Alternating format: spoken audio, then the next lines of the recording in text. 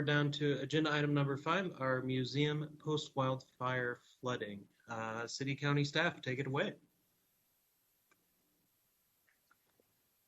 All right. Good afternoon,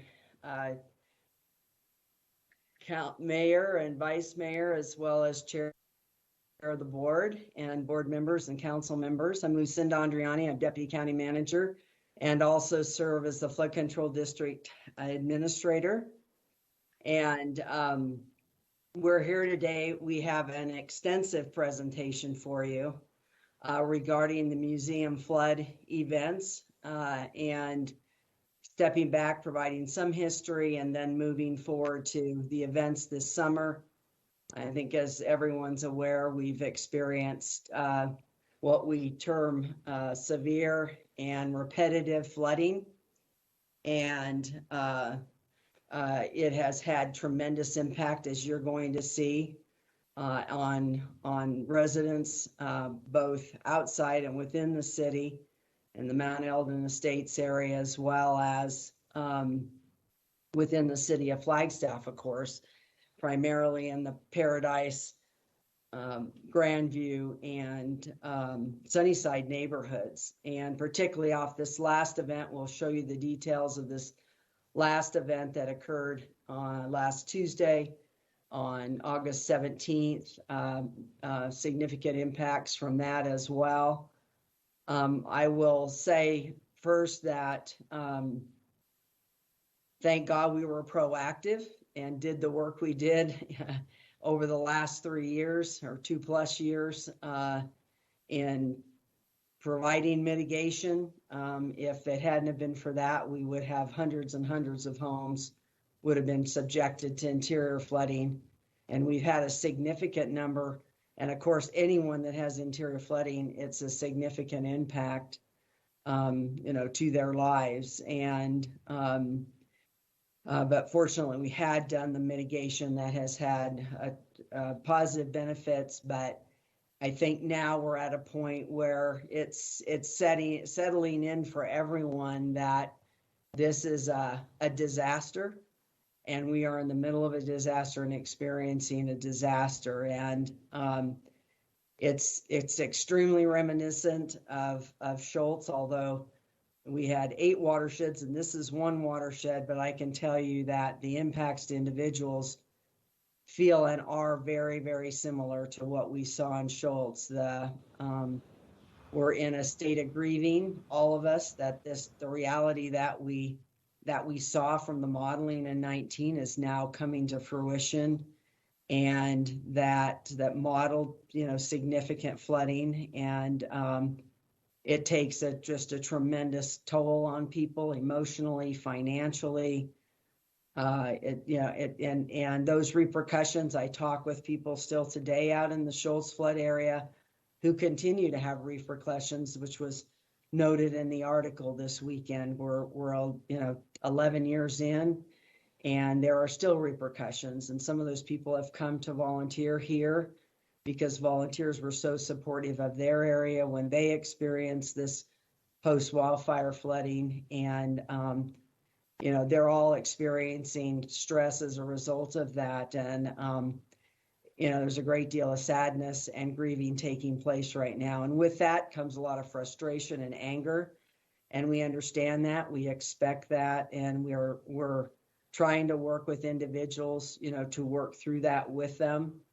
But as I've said, in the end, we have to be one team. We have to work hand in hand with all the residents to work through this disaster. If we don't, we are not going to be competitive for the grant funds that may become available through various sources. They're very limited typically in these kinds of cases because this has not been deemed a presidential disaster, nor will we likely ever meet the thresholds for that level of disaster, but both either for individual assistance or public assistance. But we're the team that's here for you. We are going to remain here for you, and we'll be out there advocating and for every resource that we can get to effectuate long-term mitigation. There are limits to that long-term mitigation.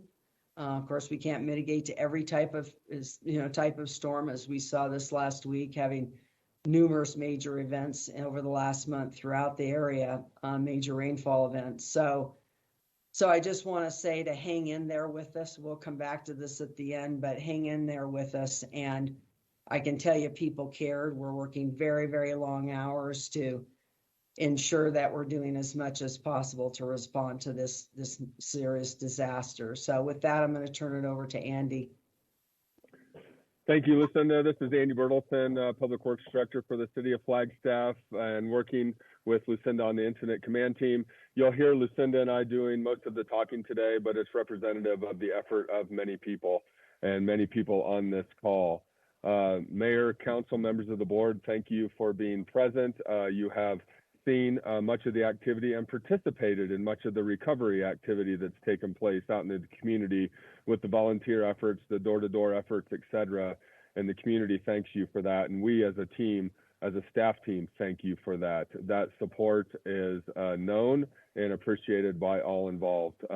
As Lucinda had mentioned, the Schultz Effort, Lucinda and I have worked together for a long time, and dating back to, I think, 2005, Lucinda, and then experienced Schultz together in 2010. And the cycles that we're seeing with this effort are very reminiscent of the cycles that we've experienced with Schultz. And fortunately, this time around, we have a bit more of experience and years under our belts to help manage through it, and those lessons learned that we've all gotten, those lessons we're able to apply to this effort. So waiting for Sean to pull up the presentation, and with that, we will go ahead and get started. We have quite a presentation here for you today, so Sean, be ready to move quickly through mine. First, our introductory comments. Next slide, Sean. As noted, Lucinda and I are serving as co-incident commanders. We use the incident command structure. It's a paramilitary type structure, if you will, to manage these events. And the EOC is open to support those efforts. The big message here, and Lucinda probably wants to give it, is secure flood insurance. Lucinda, anything you want to say with that? I just want to remind everyone, irrespective of where you live, unless maybe you're at the very, very, very, very top of a hill, that you should strongly consider securing flood insurance.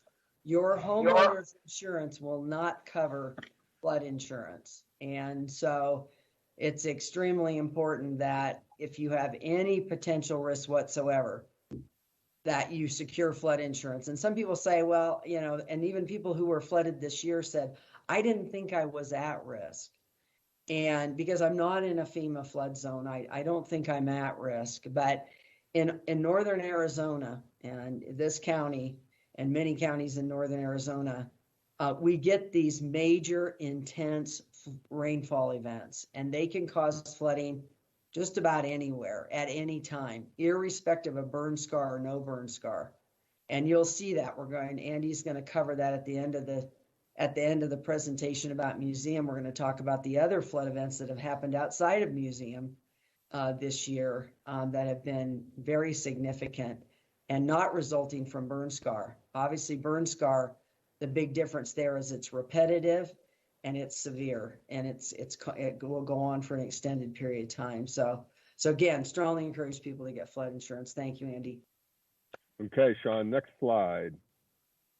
The agenda: museum, flood events, impacts, response, and costs. We'll go through all that. The joint emergency response effort, operational response, some numbers and data on that, assessment and recovery, financial impacts, long-term strategies, and support services, which are also very important.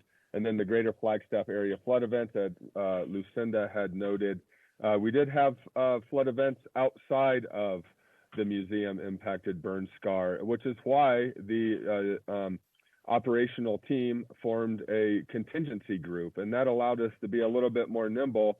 So yes, we were focusing all hands on deck, museum fire flood response, but we also formed a contingency group if needed, to break up that team from museum and focus on other areas as well, whether it be East Flag, University Heights, or the Rio de Flag response that took place last Tuesday. Next slide, Sean. Museum flood area. So the fire actually occurred in 2019. And so team immediately got together, led by Lucinda and others, to begin mitigation efforts. And now in 2021, 2 years later, we actually got the first flush, if you will, of that fire. And we'll talk about the impacts, the response, and the cost. Next slide, Sean. So mitigation 2019, 2021, next slide. Thank you, Sean.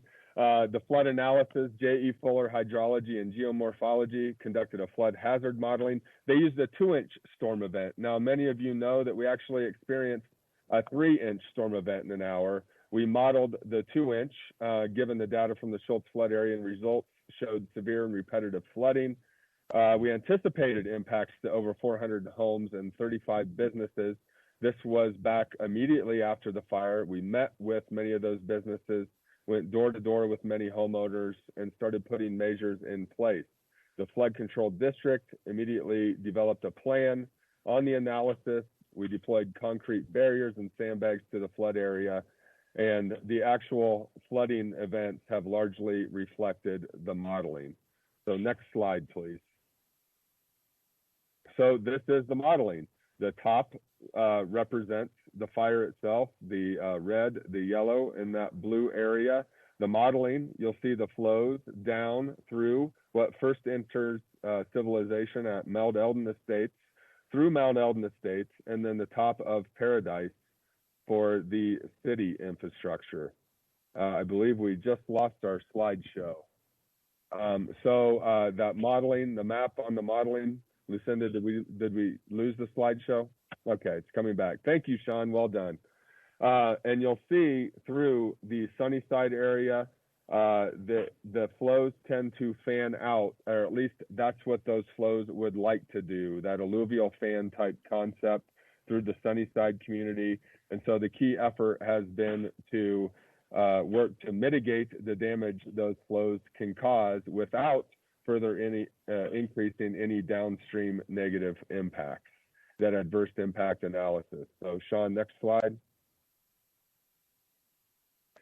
The district's initial projects constructed rock weirs in conjunction with our water services group on forest above Mount Eldon Estates to stabilize the fan, which has captured over 6 feet of sediment and debris to date. Excuse me, those weirs rundowns were above Paradise. This is specific to the rock weirs above Mount Eldon Estates. And then flood mitigation through the Mount Eldon Estates area to mitigate impacts to 20 homes at very high risk. And if you've been up in that area, you can visually see that risk. And then establish flood monitoring and alert system, which is probably one of the, Stacy, thank you for the notification that not showing on streaming, but hopefully everyone in this meeting can see the slides. But the monitoring and alert system in the Emergency Operations Center, you will see cameras at many locations. And so our staff, we are able to have field spotters, as well as that camera monitoring system, as well as the rain gauges, which gives us redundancy in the system, both electronically and human, to be able to track those flows appropriately. Next slide, please. City's open channel maintenance, many inspections, many had good condition scores. This is throughout many areas throughout the community, needing attention and then cleaning ASAP. Total work to date is about 120,000, 26 miles. So great work on for 2019 and 2020 in preparing for potential flows leading up to this effort. Next slide, please, Sean. Underground stormwater maintenance, purchased a specialty vehicle in December of 2019 after the fire had occurred for better service of underground infrastructure, knowing that that piece of equipment would be severely needed. And thank goodness that that purchase was made. It has worked overtime in 2021. Wastewater collection crews were able to complete 1,500 work orders from July 2020 to June 30th, 2021, through that time period. So that year time period, that's very impressive. Consisted of cleaning catch basins, storm pipes, culverts, trash racks on culvert and pipe inlets, and more. And then more focus on the stormwater collection through the COVID experience.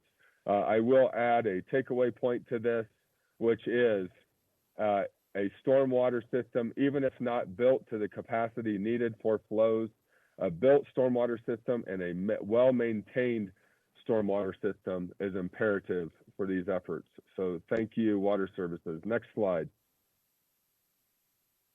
Mitigation, underground stormwater maintenance. You'll just see all the locations there. Next slide, please. Spruce Avenue channel improvements, Cedar to Dortha.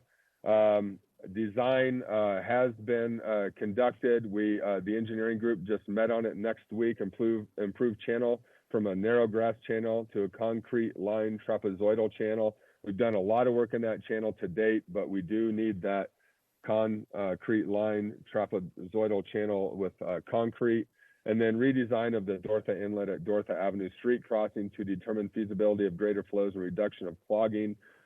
Important project, but again, making sure that as any projects are implemented, there are no negative impacts created downstream as a result of any work done upstream.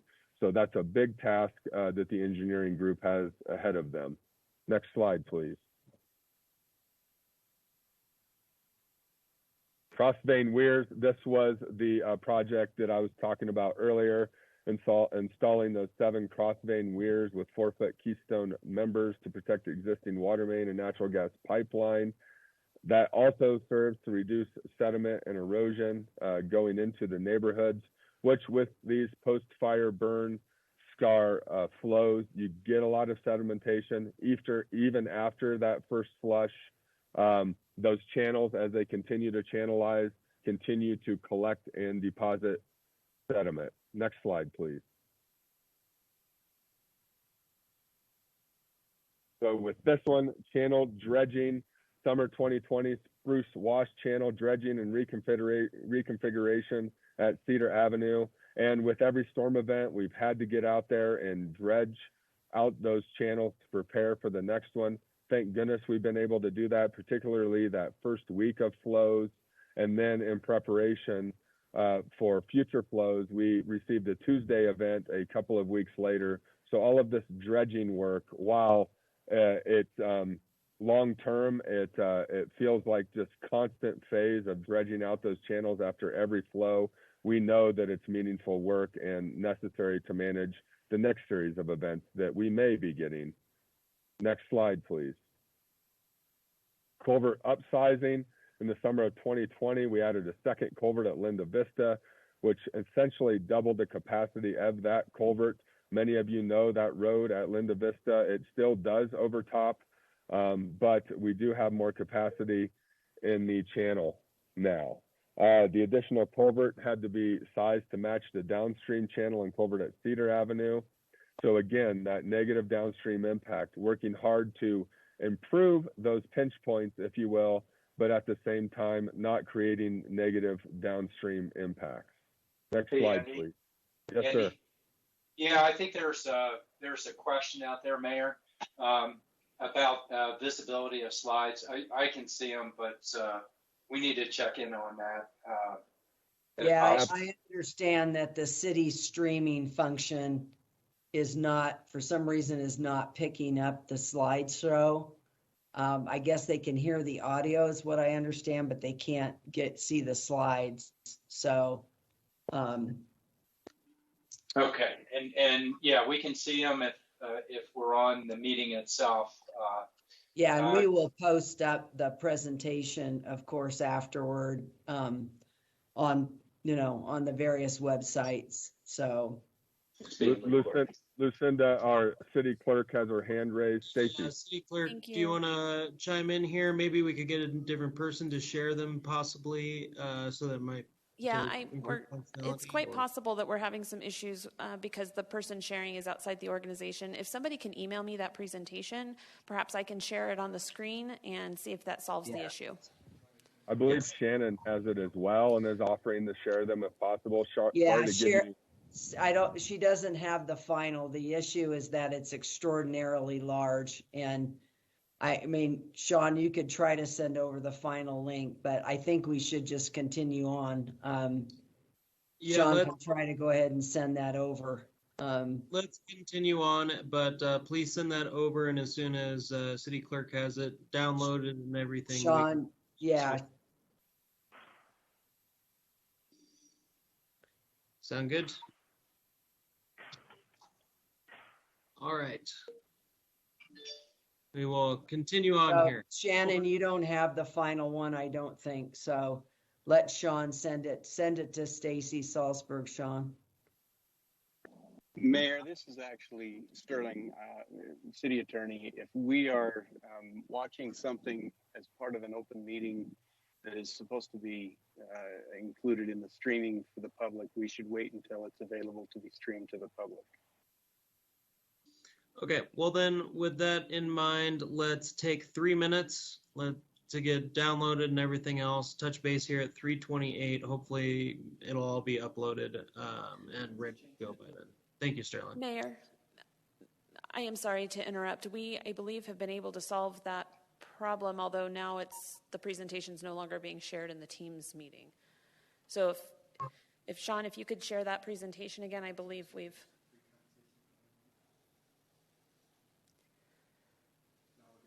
Now we're good. We are streaming the good, presentation. Yes. Sorry, I apologize. We're getting used to our new system. Problem worries. solved. Team effort. So Thank you. we're all good to go. It's been checked on the live stream. Yes, that is correct. Okay, just wanted to confirm. All right, then we'll, press on here. Thank you. Thanks, everyone. Again, Andy Bertelson, Public Works Director, City of Flagstaff. Culvert upsizing. So summer of 2020, we did work to add that second culvert at Linda Vista. Had to be sized to match the flow so as not to negatively impact that downstream concern at Cedar Avenue, and then Dortha, and then Arroyo Seco. So all of those pinch points. So that's the trick in designing these systems. Try to manage those pinch points when we can, manage the flows, help mitigate, but at the same time not negatively impact the downstream concerns and pinch points that we have. Next slide, please. Debris bollards. So installed these just above Linda Vista. People wonder, why did we put these sticks in the ground? That is to try and help catch the debris as it flows through the system. You'll all notice that each storm has a different personality. So that first flush, you've all seen the video of that debris coming down, and it was char, all that burned debris coming down the hill. Now with this storm on Tuesday, a lot of, I don't want to say clear water, but not as full of debris, but the debris looked different. It had a different personality, bigger logs, bigger sticks, bigger rocks. And so these bollards is an attempt to try to catch that debris so it doesn't clog the culvert system. Next slide, please. So 2021, continuing to shore up the mitigation that took place during the spring leading into this monsoon season. Sandbags delivered to neighborhoods and held meetings in the streets through the museum flood area. Really a continuation of that 2019 effort of the meeting in the streets. Thank you, Flood Control District, for coordinating those. And then sandbags delivered for a refresh of sandbags. And again, given that the fire occurred in 2019, we really didn't get significant flows the last 2 years. It was, some folks found it hard to believe that we needed to keep those sandbags, and hats off to the engineers and those that study the modeling that said there is still an imminent danger here and we still need to protect ourselves against it. Over 600,000 sandbags and growing. I think after this weekend is probably closer to 800,000, and then 6,600 feet of barrier at the start of the monsoon season. We've since added to that barrier supply because the velocity have been such that it's overtopped some, it's knocked some over. So we just continue to reinforce that system. Next slide, please. So I believe this is Lucinda. Right. Thank you, Andy. So now we're going to move into the flood events, the impacts, response costs, additional mitigation that's been employed, as Andy mentioned, as well as the various support services. Next slide. As everyone is aware, the flooding events in the museum area began on the 13th. We had a 2-inch storm that was fortunately only over part of the flood area, but still created significant impacts. Since then, we've continued to have rainfall events. We've had 6 rainfall events that have resulted in emergency notifications where we've notified the communities of imminent flooding. The most significant rainfall event, of course, was this last Tuesday on August 17th. We had just over 3 inches of rainfall in an hour, and it was a very intense storm. We had 2 gauges on the burn scar register over 1 inch in 15 minutes. That's an intense storm. That 3 inches in an hour is equivalent to a 100-year rainfall event, which has about 0.5% of probability to occur in any given year. So major events. Next slide. This is a hydrograph, and I know it's difficult to read, but just to show that the event that the blue line, the darker blue line there is the 2-inch modeled storm, what we developed based on experience from Schultz. The 2-inch storm was, I'll say, a regular storm that we would have experienced fairly regularly in the Schultz area. And we use that for the mitigation. In most locations, some we enhance the mitigation beyond there. But the storm that occurred on the 17th was a significant storm. And that 2-inch storm would have been like, I think it was a 25 to 50 year interval, much higher probability of occurring. And the 17th storm was a much lower, again, 0.5%. And you can see how rapidly that line trajectory on the top chart there, how rapidly the rainfall occurred. And then on the bottom chart, that shows the actual flooding in the wash, which exceeded 5 feet. And this is a gauge, I believe, at very near Linda Vista. And the Museum Fire South, that's actually a gauge within up in the burn scar area. So next slide. This is the overall precipitation that's been received on the museum burn scar over the last 4 years. Well, 3 years for museum burn scar. Those tall blue lines represent the darker blue lines represent, the brighter blue there represent the summer 21 rainfall at the 4 gauges on the left-hand side of the chart there, those 4 gauges. You'll note that the station to the farthest to the left that has a green line there, it was in place when the burn event took place. The other 3 gauges were added by the flood control district after the fire, or actually very within, right after the fire. But were not in place during 2018. So that green line is 2018.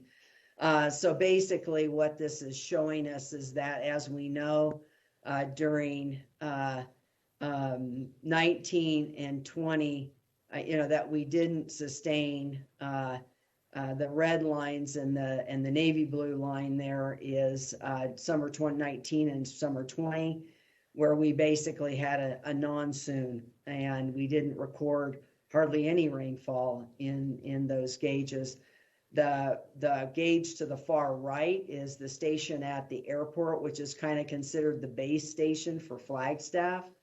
And that shows you, that yellow line shows you the average. So the average at the airport during the monsoon season, and this is over a very long period of time, started recording in 1893, is just under 8 inches. So you can see how far we've exceeded that average this year. Next slide.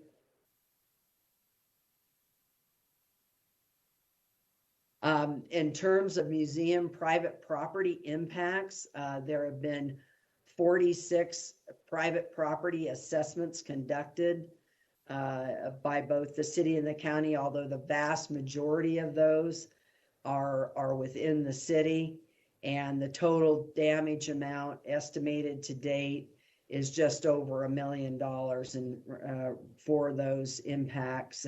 That includes both it says interior. I think there may be some cost in there from exterior damage to the home as well. But next slide. And this is from all the flood events, but that area that shows in kind of lavender purple there shows the assessments that have been completed in the museum flood area. Next slide.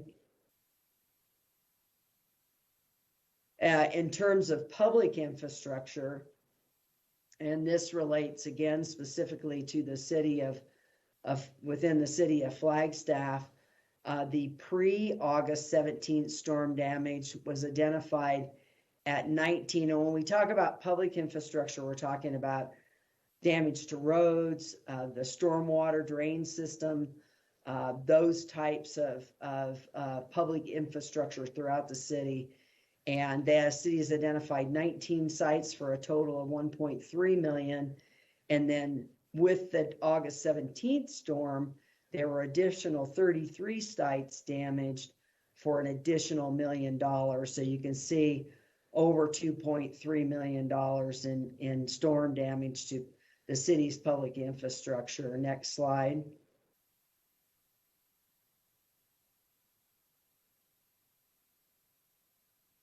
The joint emergency response. We have, as Andy noted, we have an incident management team, which is really the operational arm for the emergency, for the disaster. And then the Emergency Operations Center, which is led by the county's Emergency Management Director, Wes Deason, oversees kind of the efforts, and we'll talk a little bit about the roles for each of those efforts, and we're going to talk about the declaration as well. So on to the next slide here. And I think people are well aware that back in 19, we established a flood alert system working with the National Weather Service and working with our consulting team from J.E. Fuller to both, as I mentioned earlier, add additional gauges within the burn area. And then we set up a system. Again, this has been in place since 19, that each week a flood director or multiple flood directors are monitoring at any given time. They're monitoring the radar, watching the gauges. We have several cameras that monitor the actual flooding. We're in constant communication with the National Weather Service. And then they then request the emergency manager to issue the alerts that the public receives.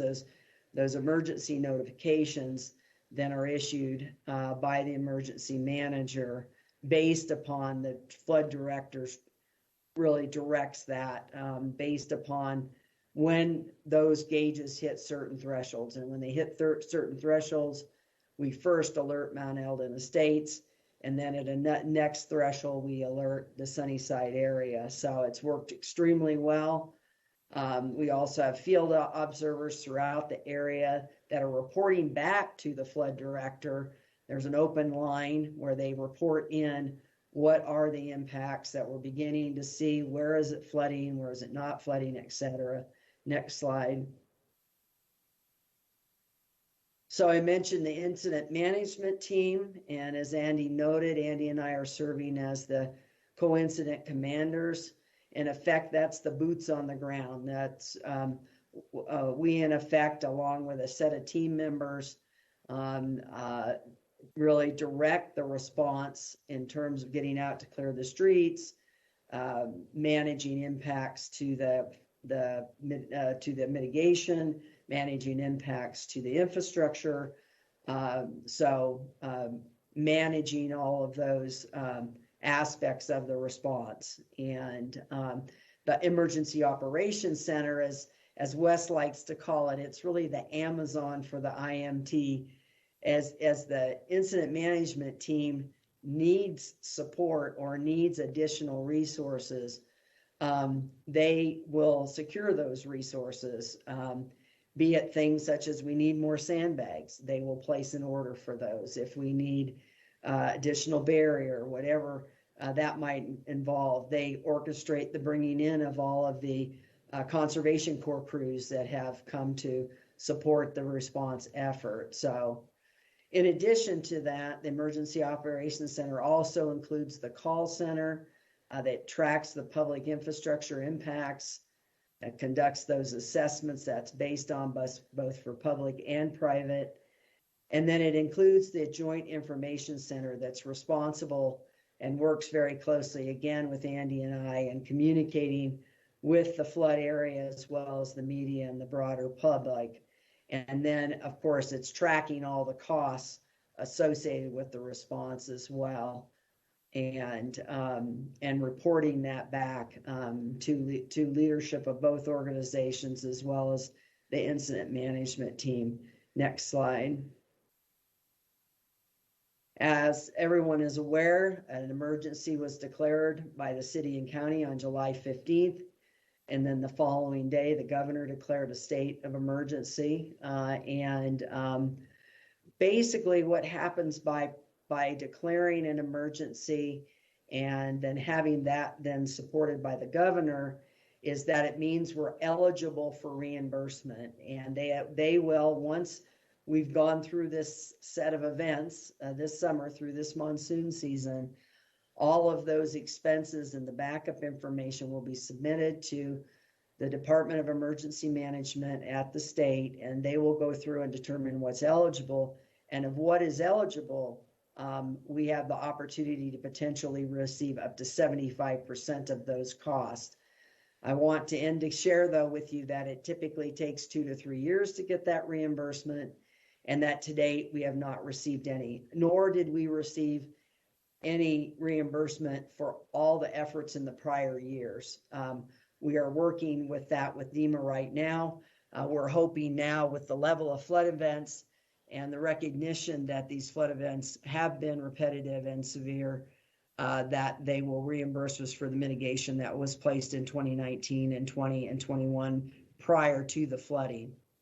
But that has not taken place as of now. So again, as I noted earlier, unfortunately, it's unlikely the thresholds for individual assistance or public assistance funds are very, very high. They're very significant thresholds that have to be met before an area would qualify. And typically it's in areas where, you have a type of disaster where either it exceeds any mitigation that's available, or there is no mitigation available, such as tornadoes and things such as that. On to the next slide. Now I'm going to turn it back over to Andy, and he's going to go into operational response. Okay, operational response. This is a shot from that coming in from the upper watershed into the general Mount Eldon Estates area. So next slide, Andy, please. Just, yes. Real quick, Supervisor Fowler, did you have a question? I do. Before we go on, thank you for your presentation and all the work that you're doing. I want to go back to the individual unlikely reimbursements. I'm just wondering about, that's individuals. What about like businesses and public service buildings that have been damaged? I want to thank Geronimo for doing a walkabout out there with me and showing me just really what's been taking place. So what about that, the public side? Sounds like the individuals themselves, there's most likely there's not any assistance. What about the businesses and other public impact? Thank you. Certainly. So individual Thanks, assistance would relate to both businesses and to individuals. There's public assistance, which is for public organizations, so governmental organizations specifically. It's like the city, the county, the district, the flood control district. And right now we haven't qualified for that longer term public assistance funding. But we are certainly pursuing reimbursement for the cost for the response and mitigation that's been done prior and then now since the flooding began. So it would include the businesses would be along with the individual homes as well. That's kind of serves as one. That's in that individual assistance bucket, and you have to meet a very, very high threshold to qualify for that type of assistance. It's definite, you would think of more Katrina level, major hurricanes, major disasters that much more significant and, than what we're experiencing in terms of those impacts. Doesn't mean our impacts aren't significant and they affect people, but that is just the way that FEMA has set those thresholds. Okay, thank you. Thank you, Mayor. Thank you. Okay, thank you. So for operational response, we know that we have the joint city-county public works response, water services response, engineering response, and then the joint information center and the call center. That call center is essentially the place that allows us to collect all of the concerns throughout the community and address those concerns appropriately, coordinating our volunteer efforts, our engineering efforts, and Arizona Conservation Corps. And then we'll talk about all the partners that have been involved. So next slide, please, Sean. So the joint public works response, we know that those floodwaters have been laden with silt, rock, and forest debris. So creating quite a mess in our community. Over 8,000 tons of sediment and debris transported to Cinder Lake's landfill. Just an overwhelming amount of debris. Currently 700,000 total sandbags. Again, it's probably getting up to about 800,000 now. 7,600 lineal feet of barrier installed in the flood area.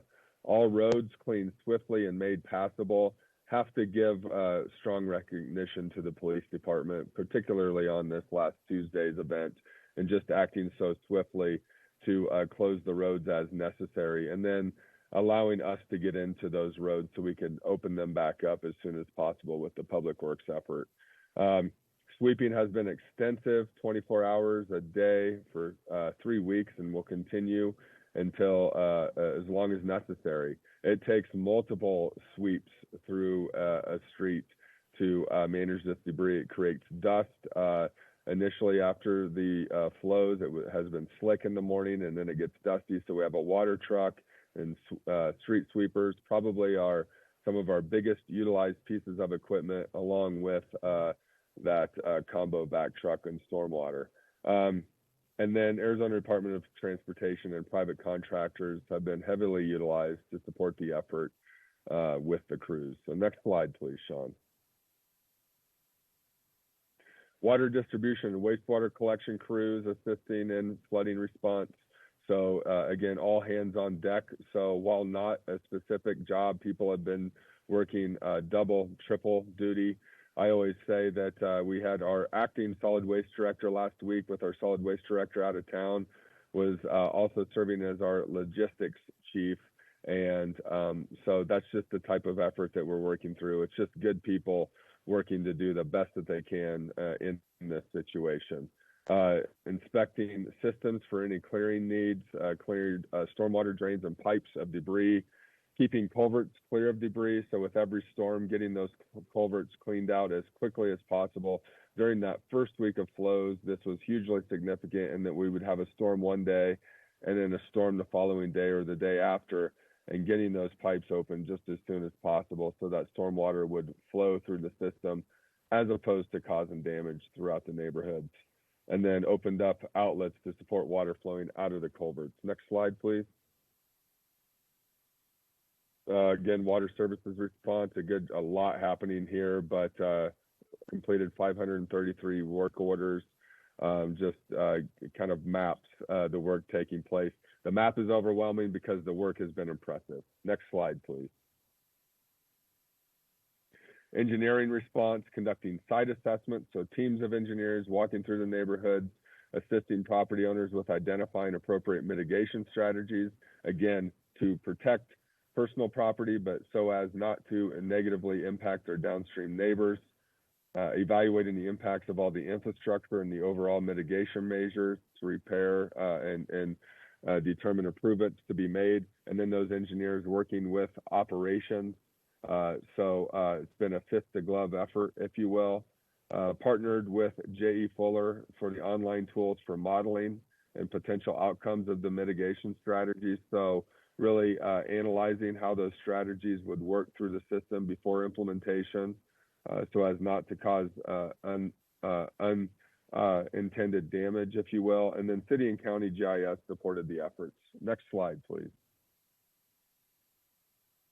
Arroyo Seco example, improved mitigation. So as you can see here, you'll see on the right is a bit of a sketch as to what folks had come out with. On the left is the implementation of that sketch. You'll see those concrete blocks to reinforce that inlet. That inlet was overtopping with every flow, and the impact was the flooding out of the Arroyo Seco townhome project. This project was to help keep in that channel and then eventually meter into the inlet. And thus far, it's been helpful to the overall effort. But again, a temporary measure, when you look at those blocks and you look at the efforts, this was done while thought about deeply to determine what would be best implemented swiftly. And temporary mitigation, and that you have these blocks, and then needing to continue to look at those longer term mitigation strategies that are a bit more permanent. Next slide, please. Joint Information Center, I'll turn this to Jessica and Alex. Good afternoon, Jessica Drum, Public Affairs Director for the City of Flagstaff for a few more days at least. As Andy and Lucinda mentioned earlier in outlining the structure of the Emergency Operations Center, that it was run by co-incident commanders, the Joint Information Center utilized a similar approach with both myself and Alexandra Fisher, who you'll hear from in a few moments, from the county managing the information flow. This was stood up within the Emergency Operations Center. It included, like I said, staffing both Alex and I, and then other staff from the city and county. The call center doesn't produce the emergency communications, but the Joint Information Center did.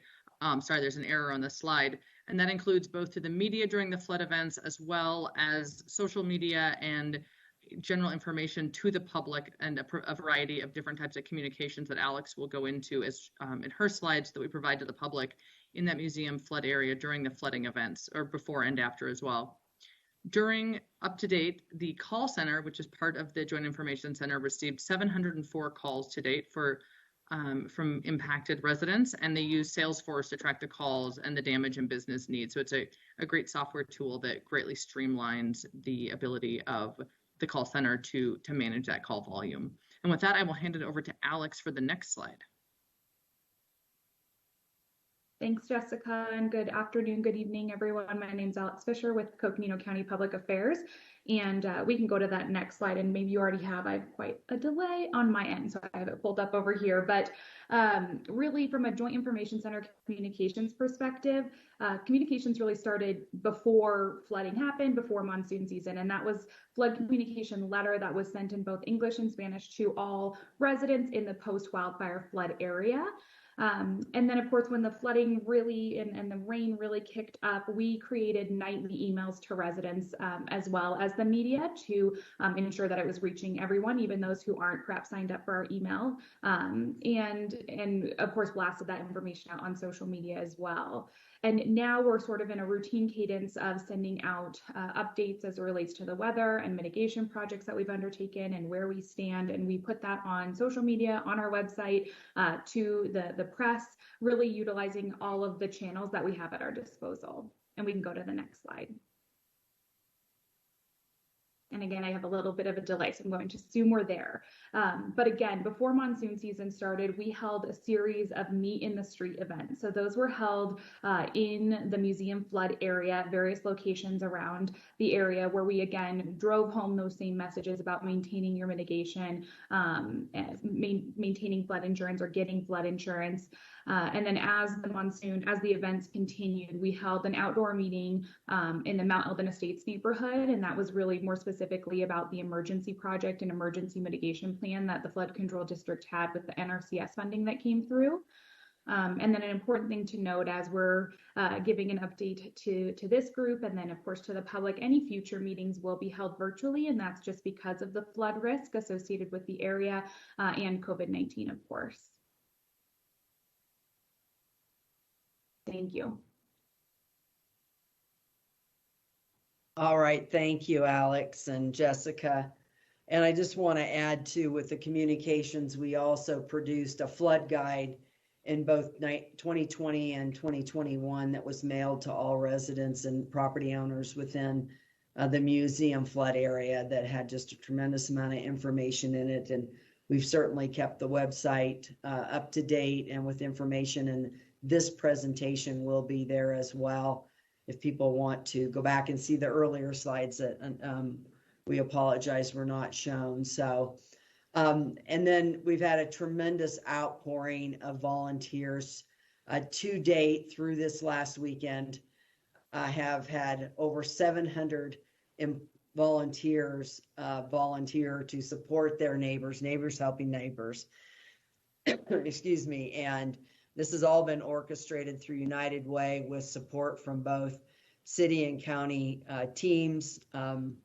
We have to work hand in hand in these efforts. And this last weekend, we had over 100. I think we ended up with about 125 volunteers out, and they literally removed from 6 properties over 200 tons of debris and sediment. And that is not an easy task. And then all that was hauled away. And then in many of the locations, the mitigation was also shored up as well. So a tremendous effort. Can't thank those people enough for what they have come out and done to support their neighbors.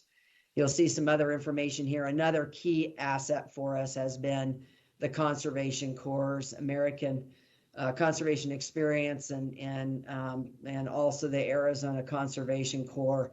They are just tremendous assets that come in and help rebuild mitigation for elderly and disabled, and perform a lot of other types of work, cleaning up after in drainages and things where you can't get equipment in. They've just done a tremendous amount of work and made lots and lots of sandbags. After the July 13th, within 4 days, we went through 75,000 sandbags. And then again, since the August 17th event, we've gone through 20,000 sandbags.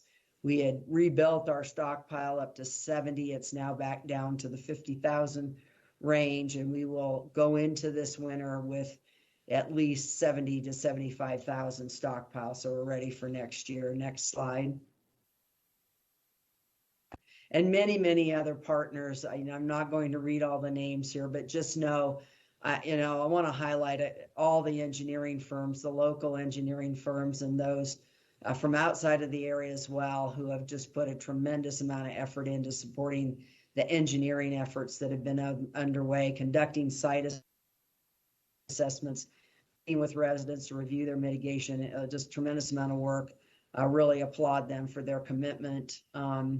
And they're very busy with other work right now, so they're standing down that work and coming to work here to help our community. We really appreciate that.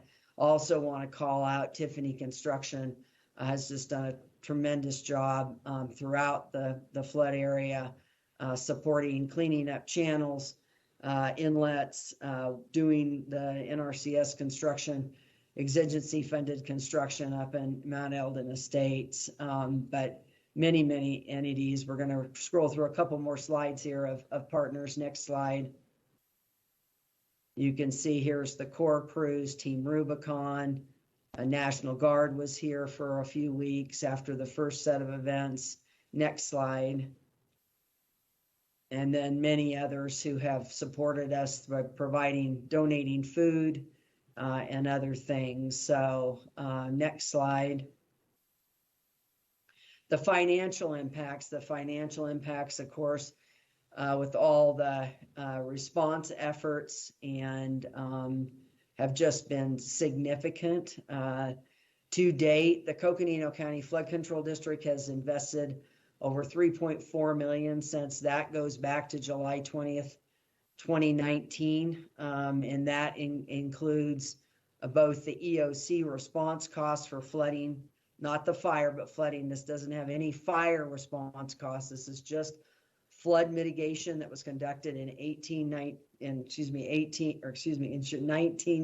20, and 21, as well as the response costs. We're up to about $1 million now in county or flood control district response costs. And then for cities response cost during this monsoon season, they are just at about as you can see, at about $2 million, and for a grand total of $5.2 million that's been, I'll say, invested in both response and mitigation. So that's a significant investment, particularly for both entities. And you look at the flood control district, and that's already exceeded what we collect, and that's about what we collect in 2 years in terms of secondary tax. So next slide. Now we're going to move into long-term mitigation. There's been certainly a lot of conversation. People are very, with the grieving comes the frustration. Why can't we do more? And why isn't more being done for long-term mitigation? And we have been in discussions about long-term mitigation, frankly, since 19. And I'll be honest, it's a challenge to get the federal and state agencies to focus on an issue, a disaster, before it actually happens. And we now certainly have those agencies' attention. The agencies, current administration and agencies have been extremely responsive now. We're getting a tremendous amount of engagement. And as was seen with the NRCS, came forward and funded a very important project in Mount Eldon Estates. The erosion there was on a very clear path to undermine foundation and destroy homes, which would have been just a very catastrophic situation. And they came in and provided the funding. Christopher's going to go through that with a few slides. Importantly, the end of this week, we are conducting what we're terming an engineering summit. We had a similar type summit where we brought together experts in this arena of post-wildfire flooding after the Schultz first summer of flooding. We brought together we're going to be bringing a set of similar experts, engineers, Forest Service, Army Corps of Engineers, Natural Resources Conservation Service, and others who will be with us over about a day and a half period to really take forward some of the ideas that we've had related to long-term mitigation and begin to identify what projects do we want to take into a feasibility level review. And The challenge here is that this watershed poses tremendous challenges. Unlike the Schultz watersheds, we had 8, so that was the challenge, was the magnitude of the watersheds in Schultz. In this situation, we have a very challenging single watershed, and it's challenged because the topography doesn't lend itself technically to the types of on-forest projects we did out in the Schultz flood area. And I will tell you folks, that was the game changer. The on-forest mitigation that we were able to do, was because of that topography lent itself. And frankly, Christopher Tressler, our district engineer, designed many of those. And, it's just the limitation of the actual topography itself. They are these big wide areas above the neighborhoods where we can spread the water out, have it drop out its sediment, slow down the water. But we'll be looking at anywhere that we think we can employ that type of measure. We will do everything we can to do that. That's going to take cooperation and support from federal agencies. It's going to take, approval by the Forest Service, of course. They're working very closely with us right now, and we will continue to pursue that.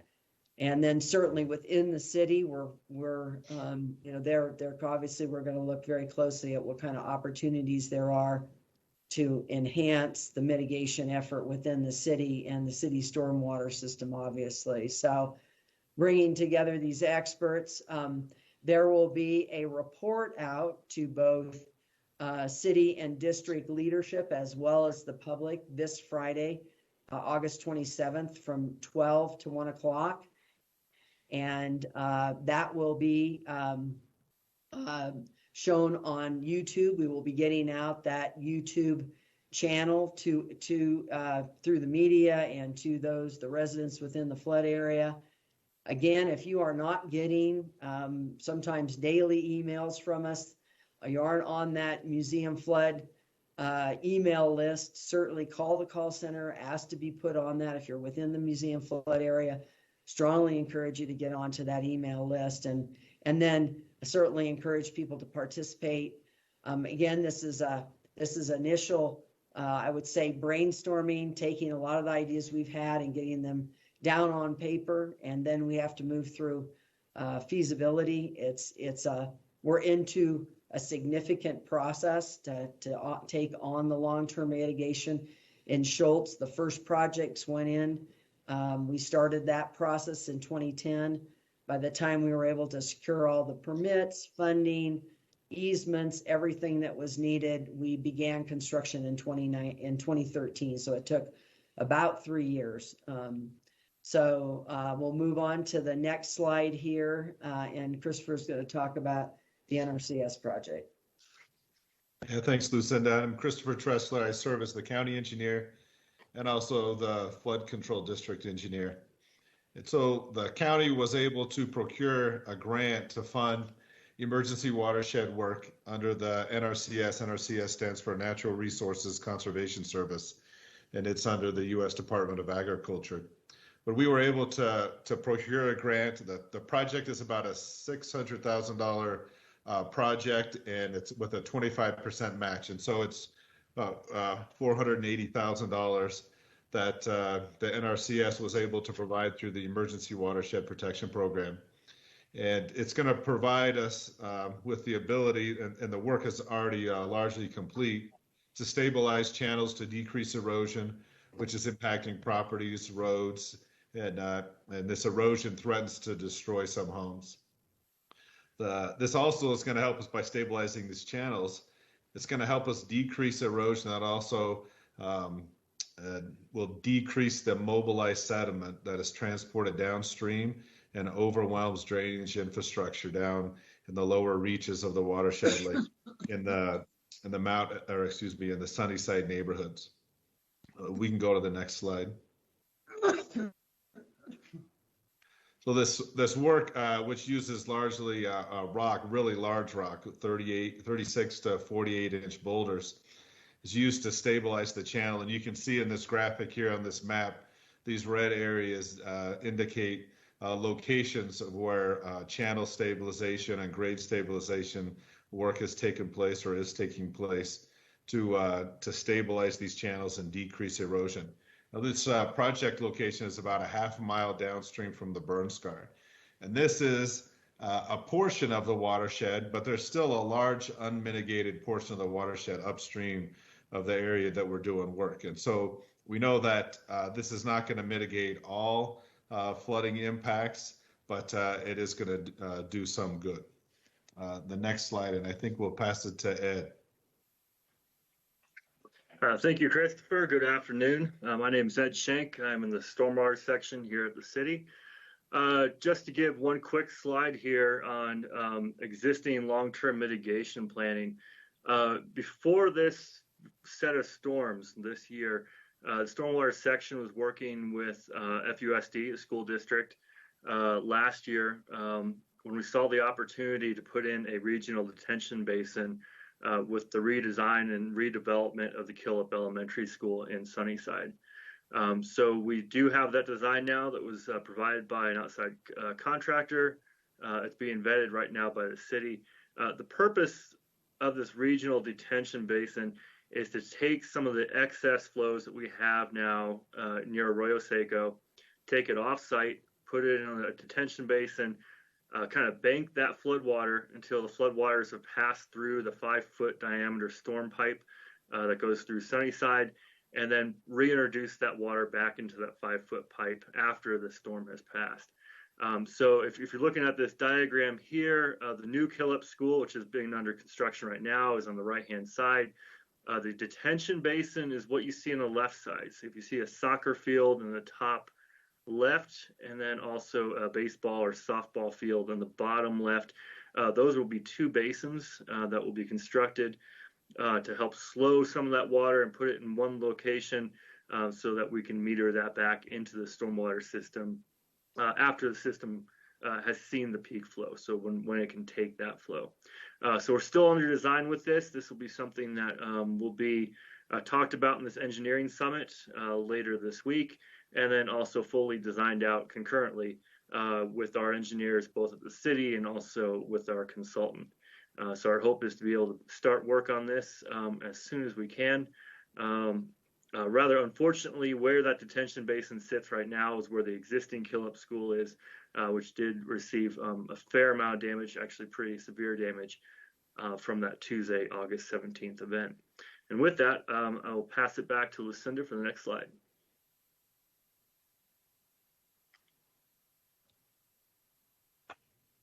Thank you, Ed. And I think that I mean, you can see the kind of the broad range of challenges and opportunities here. Want to just take a minute to talk about another really key element of this process of dealing with a disaster is legislative advocacy, and both the district and the city have been working very, very closely with our congressional delegation, with Senators Kelly and Sinema, as well as Representative O'Halloran and their staffs, and to already, starting to identify what are potential funding sources and identifying what needs to take place to be able to support this long-term mitigation. They've pledged very strong support to this and have been in pretty much constant communication with us, and we really value and appreciate that. A key challenge that we're focused on right now through the legislative advocacy efforts is that the NRCS's Emergency Watershed Protection Program, the long-term funding, project funding component of that program is not currently funded at the national level. And so we are working with our congressional delegation to make sure that funding to refund that program, to fill that coffer, so to speak, is done through this legislative effort, within the next several months is what we're hopeful for. And in addition to that, since Schultz, there was legislation that restricted the use of those funds. and does not now allow those funds to be used on national forest lands, which in our case, in many cases across the West, is where some mitigation needs to take place. And we're advocating for that to be reversed. And so that, again, we can access those funds and employ where we can, again, limited in this watershed, but employ where we can those types of measures that have been so successful out in Schultz. And the infrastructure bill that's currently in Congress right now does look like it could have some potential sources of funding as well, although likely that will be a very competitive process and will be competing with impacts to, such as we're seeing right now from Andre on the East Coast, the hurricane that's hitting, the tropical storm that's hitting there right now. But I'm really confident that our team can put together very competitive proposals, but it is a very, very difficult competitive process. For Schultz, we were never competitive in those broader national competitive processes. Hopefully through this bill, there'll be some monies that can be targeted to this type of disaster. Next slide. Support services. So in terms of the impacts, as I mentioned in the opening comments, this affects people in many, many ways, being in the middle of a disaster. And we want to kind of walk through a few of those services that are that we're making available, and a service that we are introducing as well. Next slide. First is we've stood up a virtual assistance center, and they're on the Museum Flood webpage. There is a webpage there and a website that can direct citizens and businesses for information about services that are available. And then certainly if any of these services, the current services that can be accessed through the call center, call the call center. If again, you need a damage assessment, if you're in need of food or rental assistance or sheltering needs, call the call center. Mental health support. We are working with agencies throughout the community to provide these types of support. The county provides a rental assistance program. We can certainly, another service that we're coordinating through local agency, DNA Legal Services, that if people are evicted from their rentals or need assistance, and they need legal assistance in that type of situation, then they should reach out to the call center and we will link them up with those services. So next slide. We're working with United Way of Northern Arizona and the Arizona Community Foundation to not only collect donations to support people contributing, but then collecting those donations and then developing a low-income program for low-income residents that have had interior flooding damage to their living spaces. And we're putting this program together. We really want to strongly encourage those that can to donate to United Way or to the Arizona Community Foundation. As I think people are aware, we did something very similar in Schultz, working with United Way. They were a tremendous support. We had about 45 homes in that area where people met income threshold and were supported with making repairs.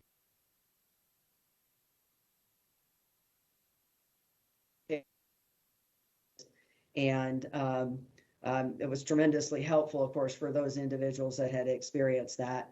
The city and county are not legally allowed to provide resources to individuals for these types of repairs and so forth, but we're working with our partners to be able to do so, and the city's going to coordinate that program through their city housing program, so we appreciate that.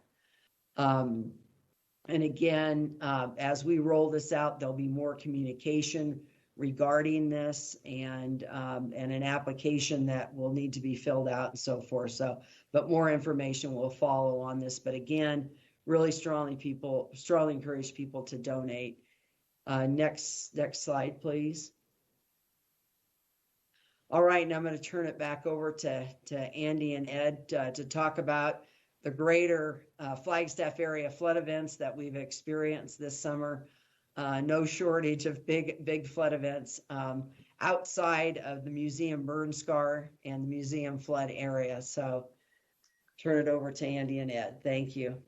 All right, thank you, Lucinda. I'll take this for Andy. So we're going to talk today about, or right now I should say, some of the floods that occurred this summer in areas outside the museum flood area. And when you see this slide here, just for those of you who aren't familiar with flood recurrence intervals, what you're seeing is a 100-year event in East Flagstaff, a 50-year event in University Heights, and a really large 300-plus-year event in the Upper Rio area in the Forest Hills. So when we say that, that doesn't mean that that happens once every 100 years or 50 or 300 years. It's a probability. So that first one that we've seen up there, that's a 1% probability storm in a year. The 50-year one would be a 2%, and the 300-year would be less than a 0.2, so very small.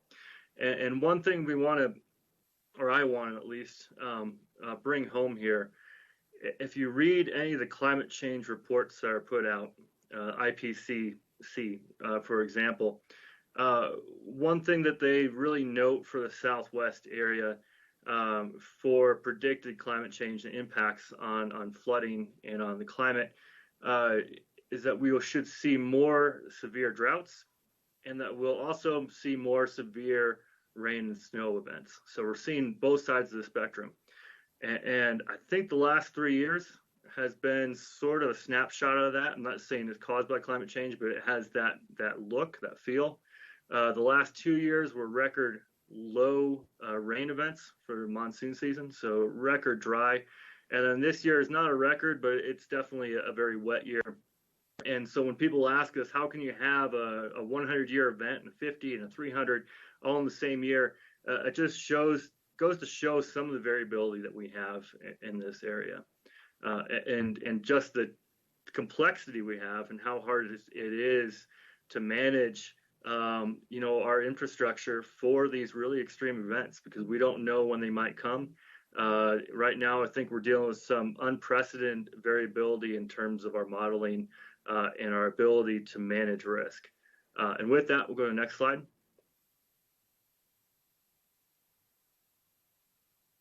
So here we can see a map of some of the areas that were impacted outside of the museum flood area. So starting at the north side of town, you'll see in that red section, that was actually part of the August 17th event, a very severe amount of rain in one tributary of the Rio de Flag. So actually upstream of this Forest Hills area, the Rio de Flag did not flow.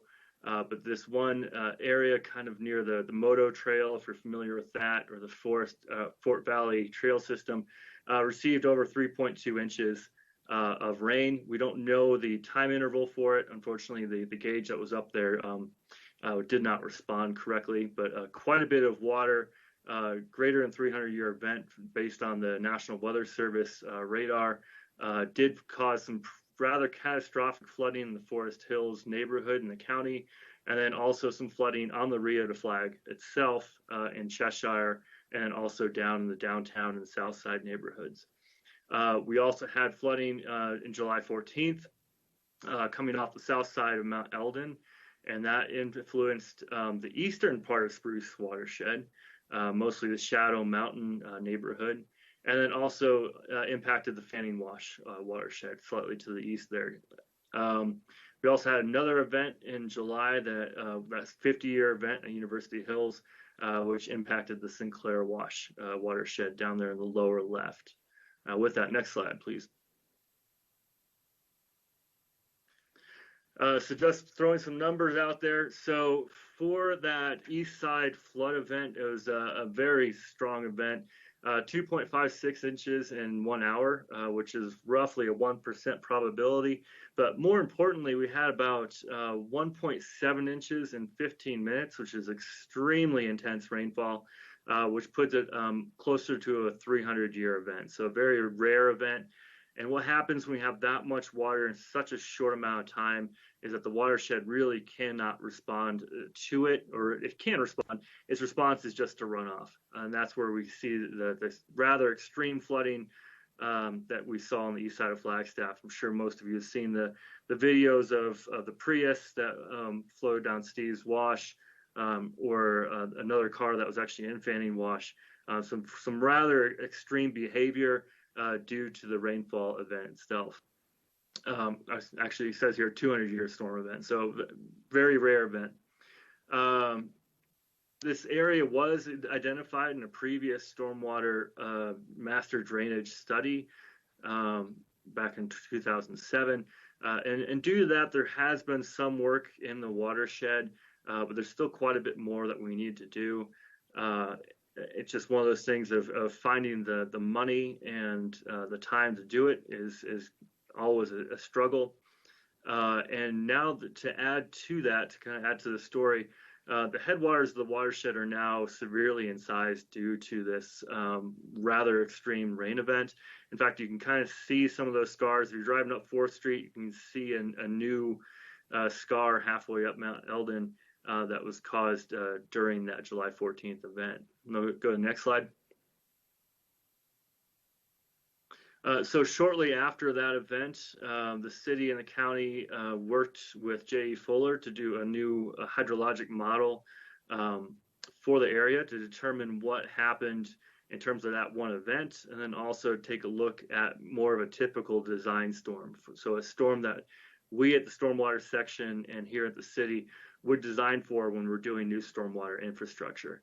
And here you can see the Shadow Mountain neighborhood, and to upper part you can see some of the flow that we would see during an event.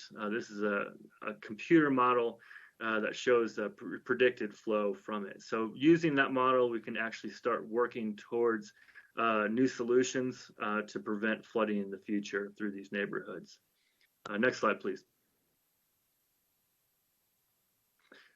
Here's another example, or an example, I should say, of some of the damage. As we mentioned, Fanning Wash also flowed fairly strongly. It was Outer Banks in several locations due to that severe event. Here we see some of the damage down near Siler Homes and Thomas. So this is kind of behind that strip mall along 66.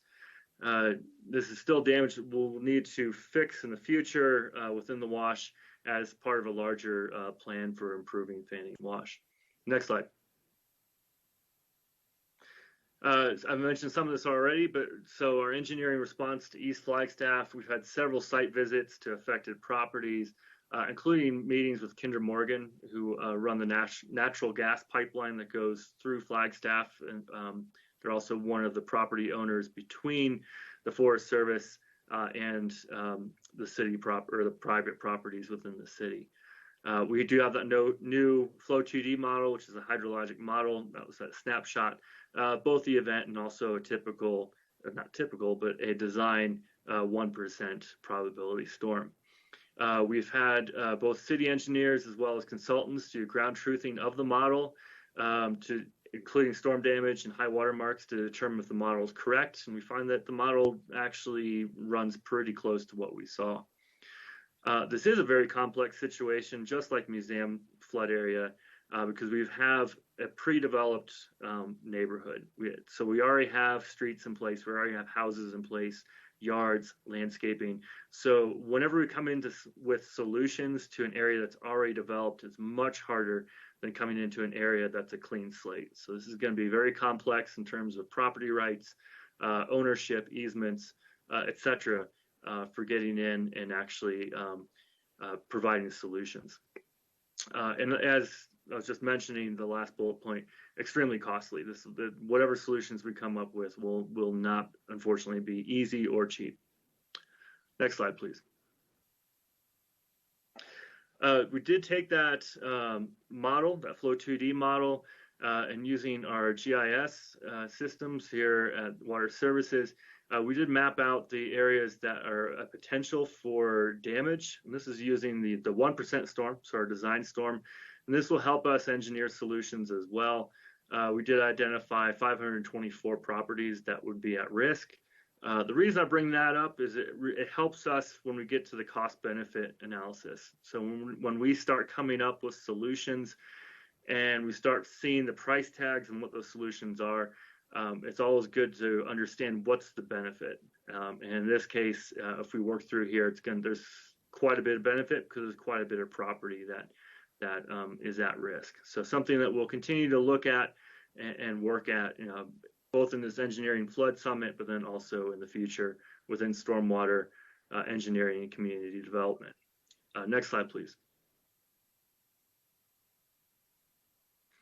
I did mention that those headwater drainages were changed during that large event on the south side of Eldon. So the picture you see here is an incision through some of those drainage.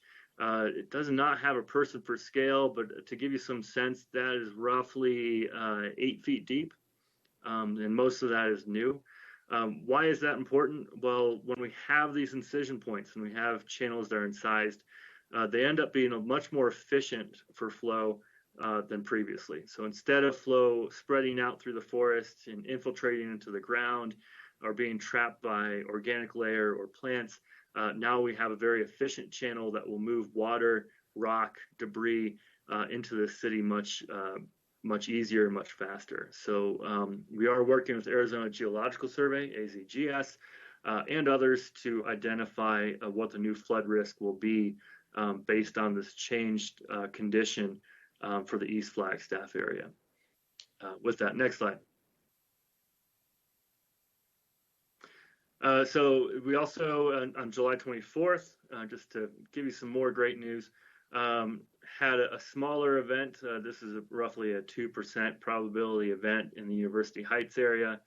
We did have some localized flooding, mostly in minor drainage ditches, and some minimal damage to public infrastructure. We have had some crews out there, both within the city and then also some contract crews like this ancestral land conservation crew to do some cleanup in the University Heights neighborhood. Next slide. So then we have that rather large event. Oh, I'll turn this over to Christopher. Sorry, don't want to steal your thunder. Turn this back over to the county. Thank you.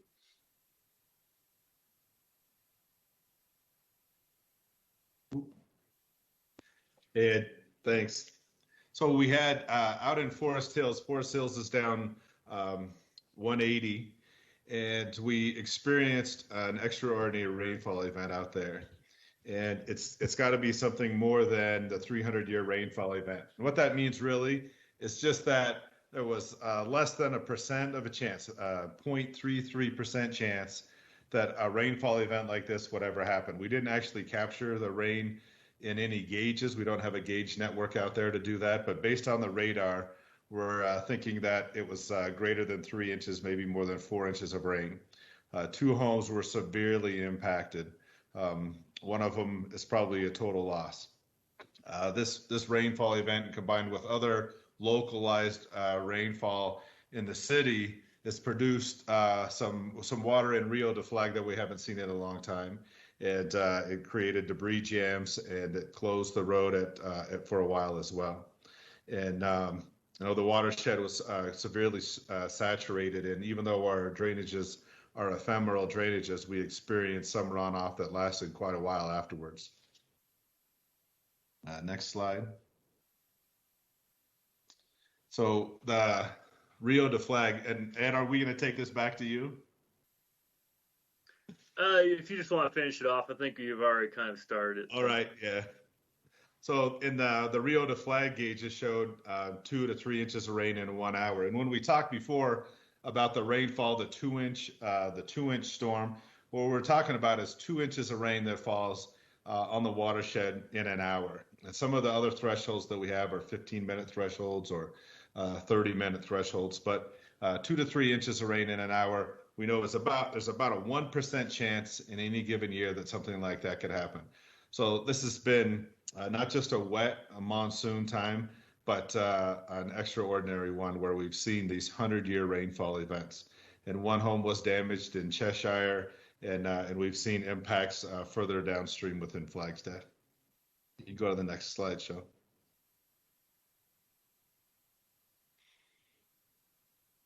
So I think, are we going to turn this over to Amy Palmer now? Yep, No, I think this is Amy. Okay.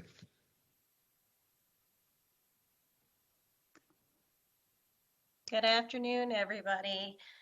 So this is the private property impacts outside of the museum flood area. So what we have is 106 private property assessments that have performed with a total damage estimate up to the date of August 17th at 1.2 million, and 8 interior private property residential damage assessments with a total estimate of just over 1.6 million. And then moving forward, or as of August 17th, 8 exterior residential and commercial property assessments with a total damage estimate of 28,000. So the total damage is just over 2.8 million. And then I think this next slide is going to be Stacy. Hello, and welcome. And Amy and I are partners in this. We both do our assessment recovery. I'm the disaster recovery manager with the City of Flagstaff for the public infrastructure, and Amy does our individual assistance, our private property. So we're pretty active during the incident management team in the response phase and in the recovery. In regards to the public infrastructure impacts outside of the museum flood area, we had 117 sites, $4.5 million in damage. And that type of damage, public infrastructure impacts, is roads, drainage channels, parks, and that's all in that East Flag area, the U Heights, Forest Hills of the Rio, is this 4.5 million. Next slide. This is really an amazing slide that was put together during the response phase, right when the first event happened in July 13th. Our GIS director created this map, and he created it based off some of the operation divisions, but we created it for our damage assessment map. A, which is alpha up above here, is in the county, and then B, you can't see it behind these damage sites, but B is the museum flood area. You can see the museum scar through here. D, E, and C is on the other side of Route 66, and then that event in University Heights is F, Division F. And we were able to use this map to send out damage assessment teams, which were our construction inspection team. We had some stormwater staff, park staff, and a private development engineer that would go out, and they would actually pin and do a survey 1, 2, 3 and pin the site. And what these stars are, these green stars, is all that public infrastructure damage. It may be debris removal sites, channels, road damage, parks, and each of these sites has a inspector assigned to it. It has a date and time, a damage category such as debris removal, emergency protective measures, a damaged road, and it gives the description and impact of the damage and then a cost estimate. And then each of those sites has a photo pinned to it. So when we meet with Department of Emergency Management to start preparing worksheets and cost estimates, we can pull up this GIS map. We can open up that pinned site for that damage location and see everything associated with that. And then what we're doing is we're taking that information into a master tracking spreadsheet that we can break it down and start looking at it by divisions and by dates of events. And so that's what we're doing now. We are starting the recovery efforts. We have finished most of the assessments other than the recent storm last week, and working with DEMA on the recovery efforts. And so with that, I'll turn it back to our incident commanders, Andy and Lucinda. Thank you. Thank you, Stacy. Next slide there, Sean. And then go to the next slide. But I just want a few closing comments. One, with the greater Flagstaff flood events, I just want to add a few comments for clarity, because it's a lot of information. And first, to understand that those flood events, these Flagstaff, University Heights, the flooding that was experienced out in Forest Hills and then down through the city, that flooding is not related to the museum fire burn scar. So I just, there's a lot of confusion out there about what contributed to what. So I think it's really important to emphasize that again, that is the case. So with that, I'm going to go ahead and have Andy's going to make a few closing comments, and I'll come back and make a few other closing comments, and then we'll turn it back over to the mayor and chair. So go ahead, Andy, and then I'll come back on just to make a few closing comments. Thank you. Thank you, Lucinda, and thank you for the clarifying comment. Yes, obviously we have the museum fire flood area.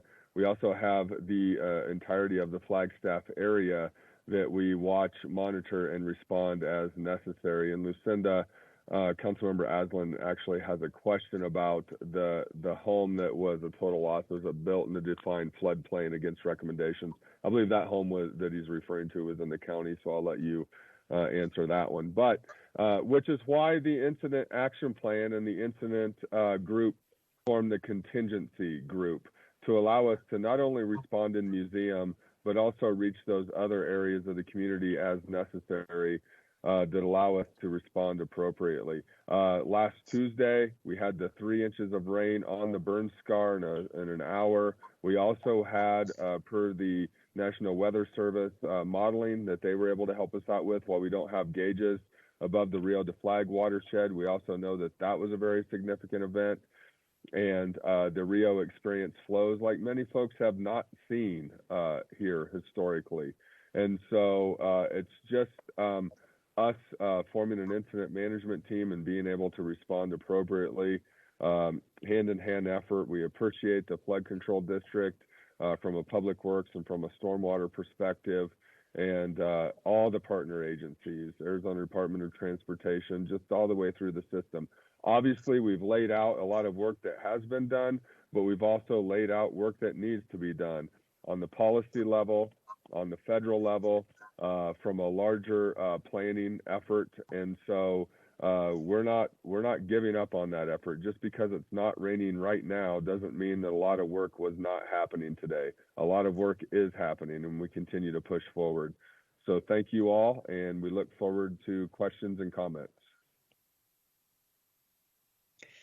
All right, thank you, Andy. And I just want to add a couple of really important points. First and foremost, we care, and we know that people are, that this is an extremely difficult experience. And we are your team, and we are on the team with you, and we will continue to pursue, every opportunity that we have. When we look at long-term mitigation, there's really 4 criteria we consider: technical, financial, legal, and environmental, I'll say, /cultural. And that served us well in Schultz. It's going to serve us well here. But it does mean that there are limitations to what can be done. Unfortunately, in this watershed in particular, there is no silver bullet. And it's probably going to be a various set of projects that will affect some level of flood mitigation. And we won't be able to mitigate to every flood event. The flood events we saw around Flagstaff this year were really significant flood events. In Schultz, the mitigation that was installed was a 5-year post-wildfire standard. So that gives you a sense about what we're dealing with, knowing that the Spruce Avenue stormwater system that the city has was developed to 100-year pre-fire. And you can see what impact it's sustaining right now post-wildfire. So these are significant impacts, but we're going to keep pressing away. But it's important that we also be transparent and honest about what are these realities. I also want to say that we can't lose sight of forest restoration. We must continue as a community and as a county to pursue forest restoration, or we will continue to be, I'll say, victimized by these types of post-wildfire flooding disasters, and not just the fires, but also by the flooding, which frankly has been far more extreme in terms of impacting people in this county than it has been the post-wildfire flooding. And I don't diminish the fact that those from Tinder Fire lost homes. That was tremendous. But when you look at the total cost and loss and everything, it's really a tremendous impact. And we have to continue to keep investing and looking at where we need to be focusing our resources.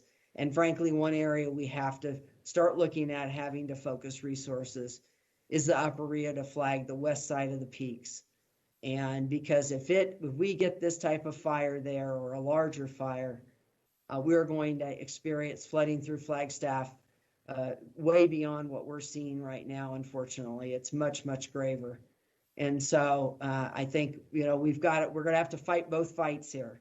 We're going to have to keep the flood fight going in museum, and we've got to continue the fight to get more resources for forest restoration, and particularly on the peaks. So thank you. I appreciate the opportunity. I also want to point out here the slide that's up. We're going to try to keep this slide up, at least try to minimize it in some way. But if you have questions or comments, we would like you to email this email address. It's museumfloodinfo@coconino.az.gov.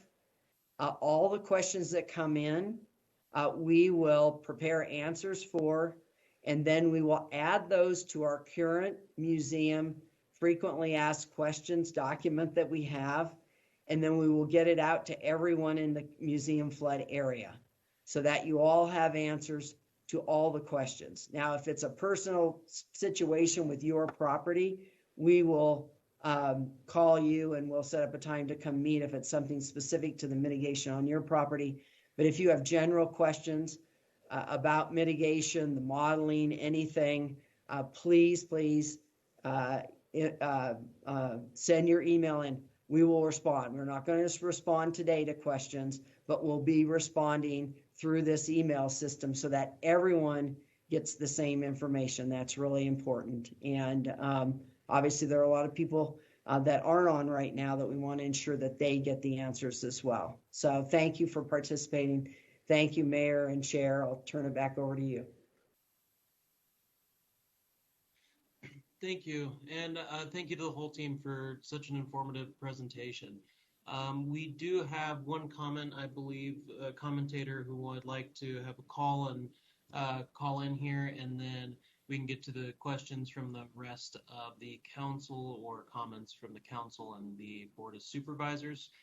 Note, though, that any, big question, we would like to be able to have a very be placed in the FAQ for everyone to also be able to see. So, Ms. Salzberg, do you have individuals who are willing or wanting to comment at this time on the line? Thank you, Mayor. We are getting ready for our first public commenter. Just one moment. Thank you. Hello, George. If you can hear us, please go ahead and unmute and turn your camera on.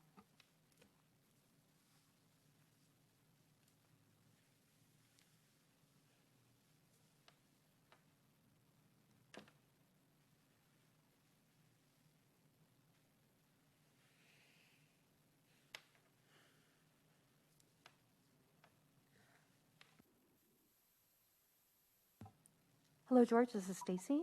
If you could please unmute and turn your camera on, you are ready to go ahead.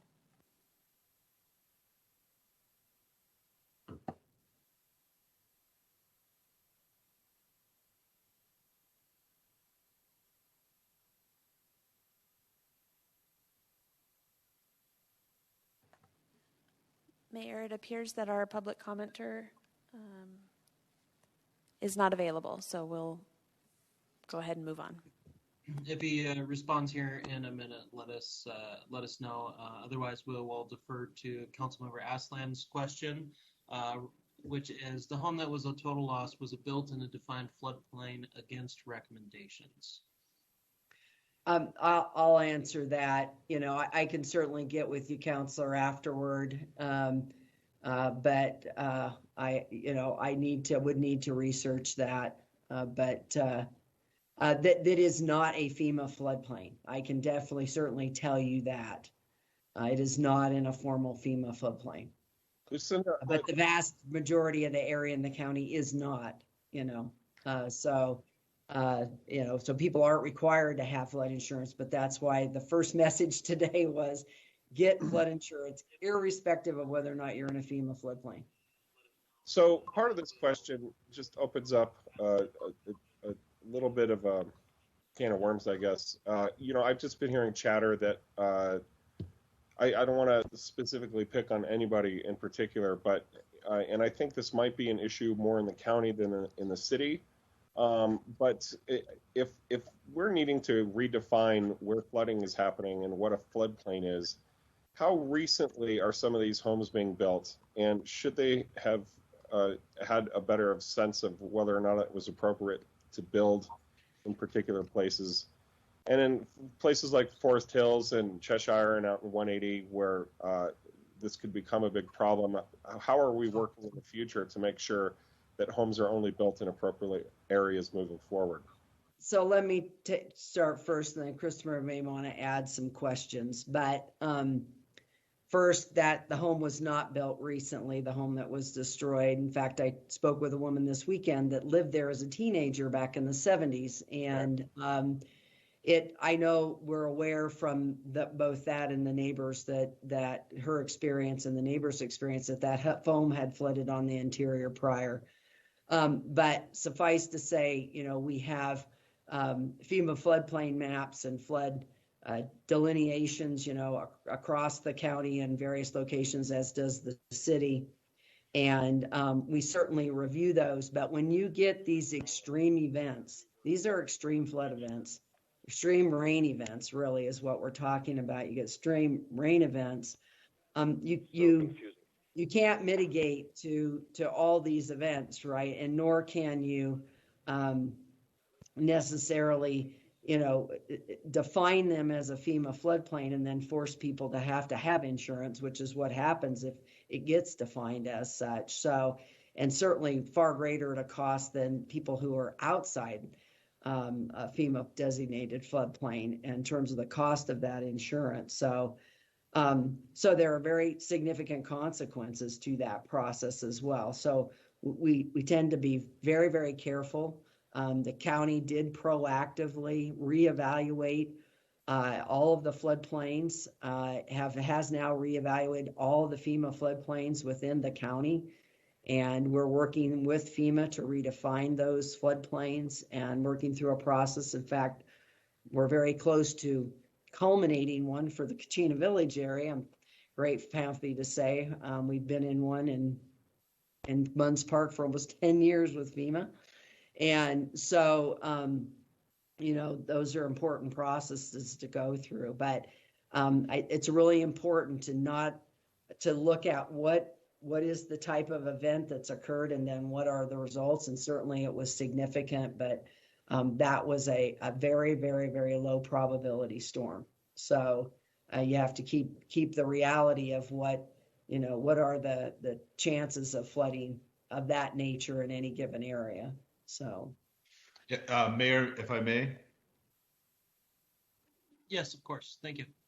So to further answer the council member's question about how do we ensure that this doesn't happen, like if the homes are not built in a floodplain, which is not necessarily the case in the house that was lost. But we work with FEMA, the county flood control district, and then also the city of Flagstaff manages their own floodplain as well. And so the stormwater department within the city of Flagstaff, they work with FEMA and evaluate impacts, flood impacts, and FEMA has standards, and those standards get raised, and we do more mapping, and we update studies. Lucinda indicated that we've done several studies within the county. And I know the city of Flagstaff has done studies as well. I think Lucinda was meaning to say that within the county jurisdiction, the floodplains that we manage that we've studied, although Page, Fredonia, and the city of Flagstaff manage their own floodplains. But we work with FEMA, and we work to have the best science available. And to a certain degree, it's when developers come in and they want to do developments in floodplains, or they want to alter floodplains, that's typically a time when the mapping is redone to kind of, in a way, sharpen the pencil to see how much real estate can really be used and to develop flood mitigation strategies. And so it's an evolving process. Some areas have been remapped more recently, and some are quite old.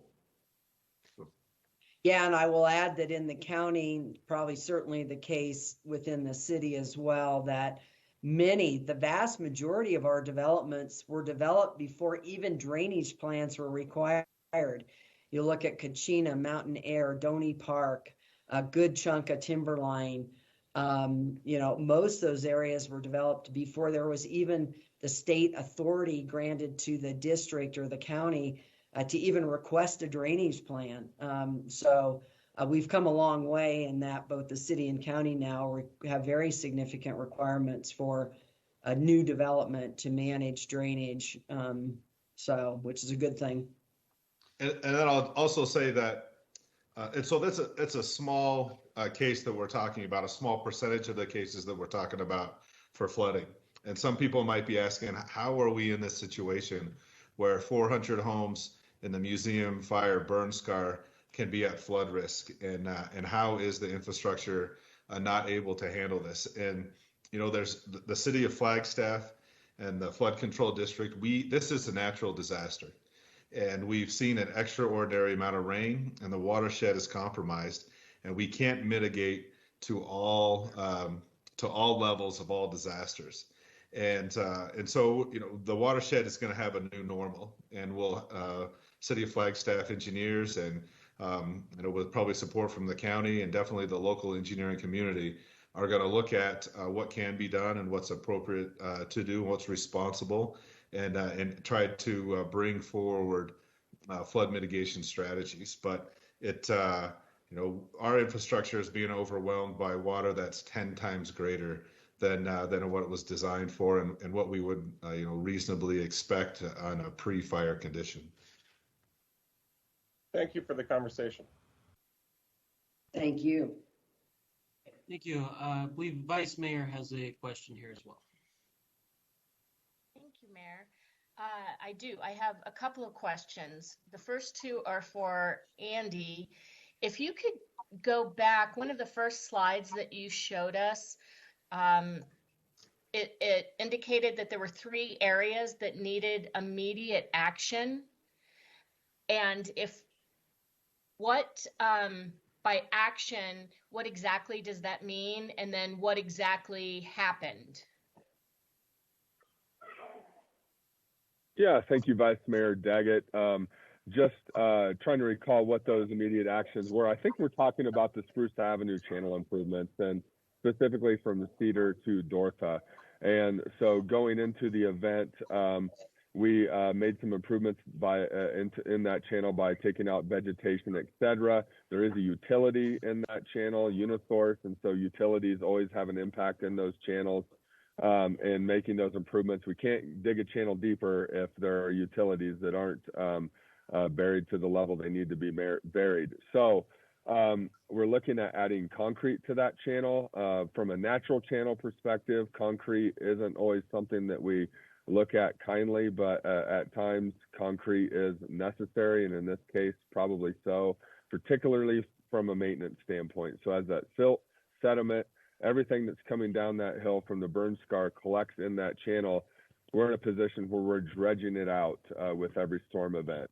And so improving that channel from Cedar to Dortha and improving the inlet as well. Now, one thing about improving that inlet, and we had a very robust conversation at the engineering meeting last week, and as a non-engineer, it's easy for someone like me to say, let's just make that improvement. Makes perfect sense. Well, when you start looking at downstream adverse impact, we need to be really clear and really sure that we're not causing negative downstream impact with those projects, with those pinch points upstream.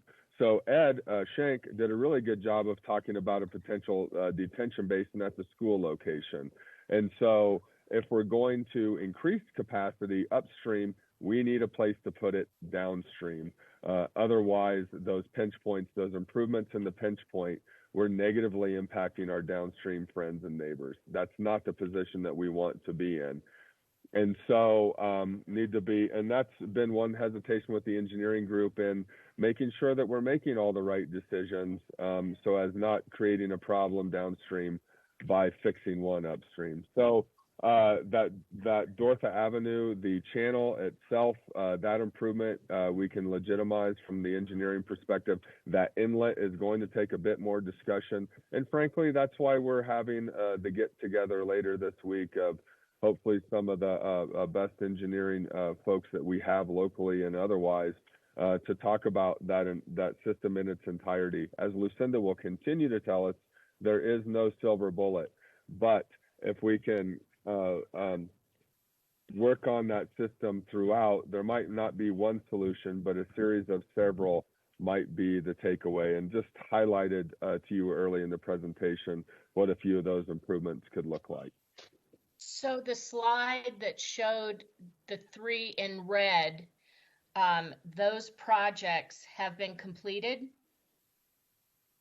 I'm looking for the 3 in red that you were talking about. I was discussing the Spruce Avenue channel improvements. I'm looking for that slide. And maybe, I don't know whether Shannon can pull it up. And I have a couple of other questions that I could ask while that's happening. Yeah, absolutely. I'll look for it a bit. Sean, can you pull up that slide?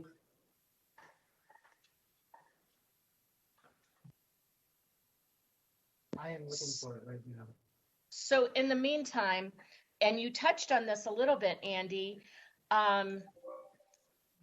so replacing a grass-lined channel with concrete, I think to many of us, it seems like, oh, the water would just move even faster. But when you're seeing flows as strong as we've been seeing, I'm guessing that you do that to stabilize the channel because it's getting eroded with each event. Is that correct? Go ahead, Christopher. You want me to help you, Andy? Because we're talking about more of the technical nature. And yeah. So one of the reasons why we would concrete line a channel is that it can increase the smoothness of the channel so we can pass more water at a lower elevation. And but you bring up a really good point that we don't want to increase velocity and cause downstream impacts. And so part of what we would do as part of the analysis is to ensure that we restore the water to a velocity and a width, a certain condition that was seen before the project. We do what's called an adverse impact analysis.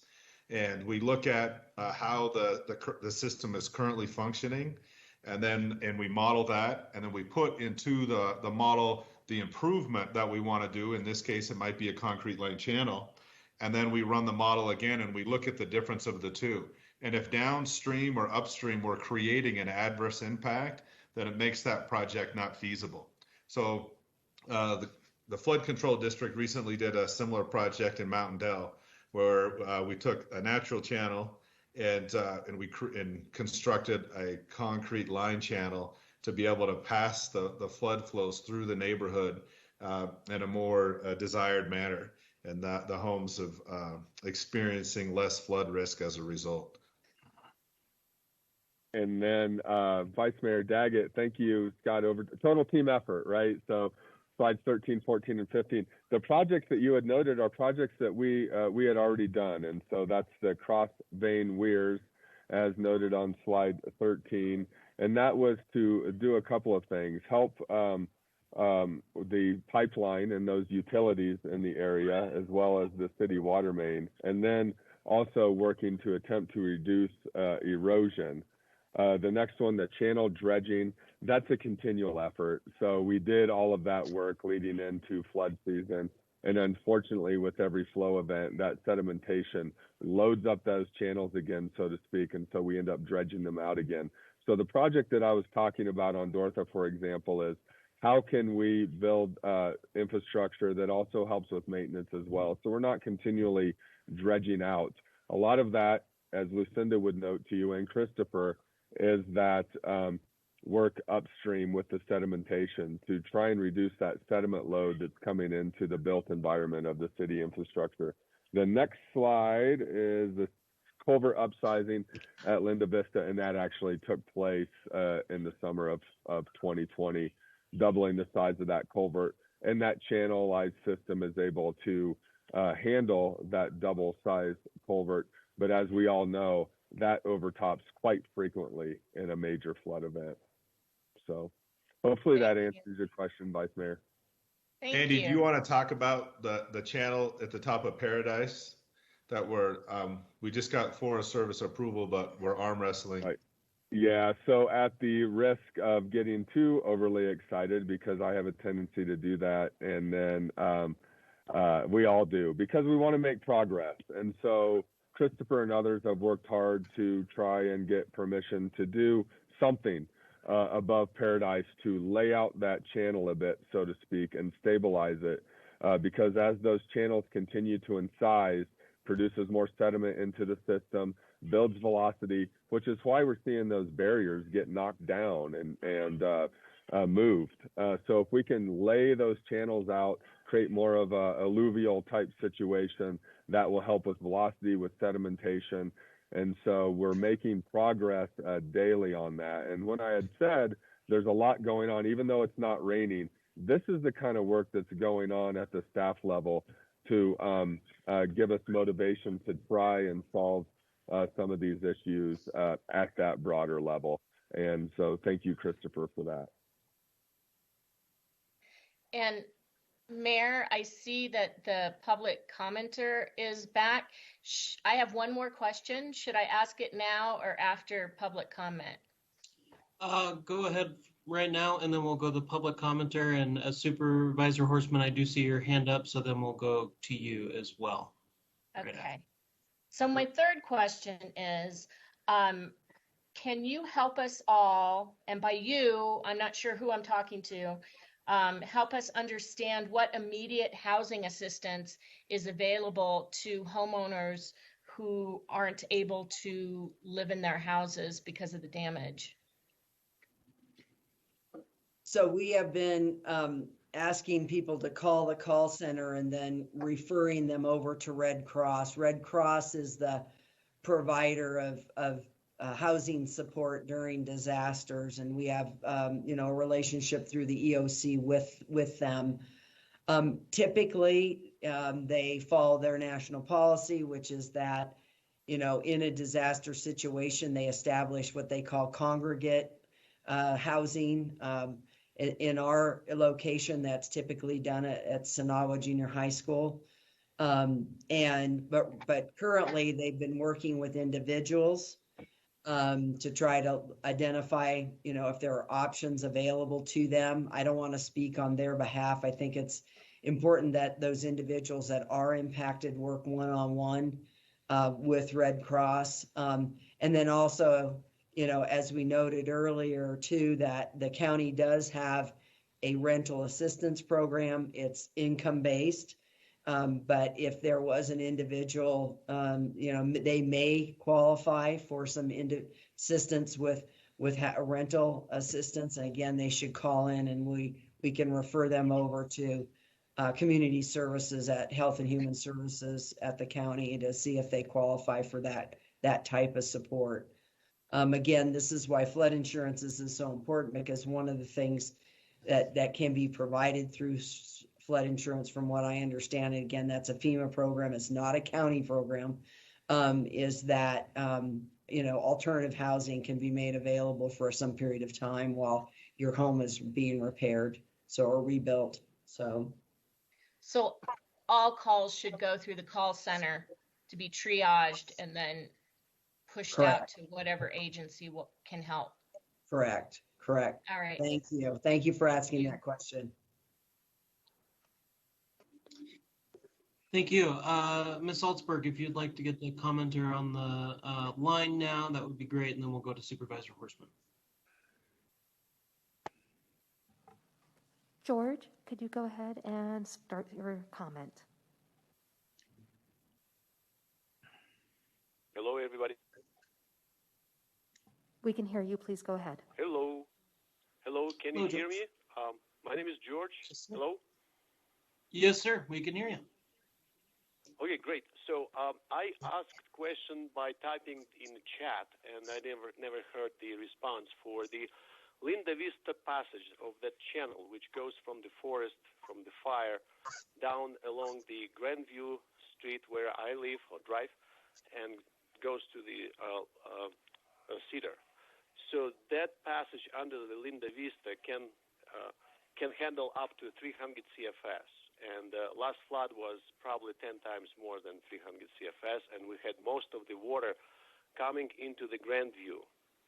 So my question is, what is the long-time project or long-time ideas?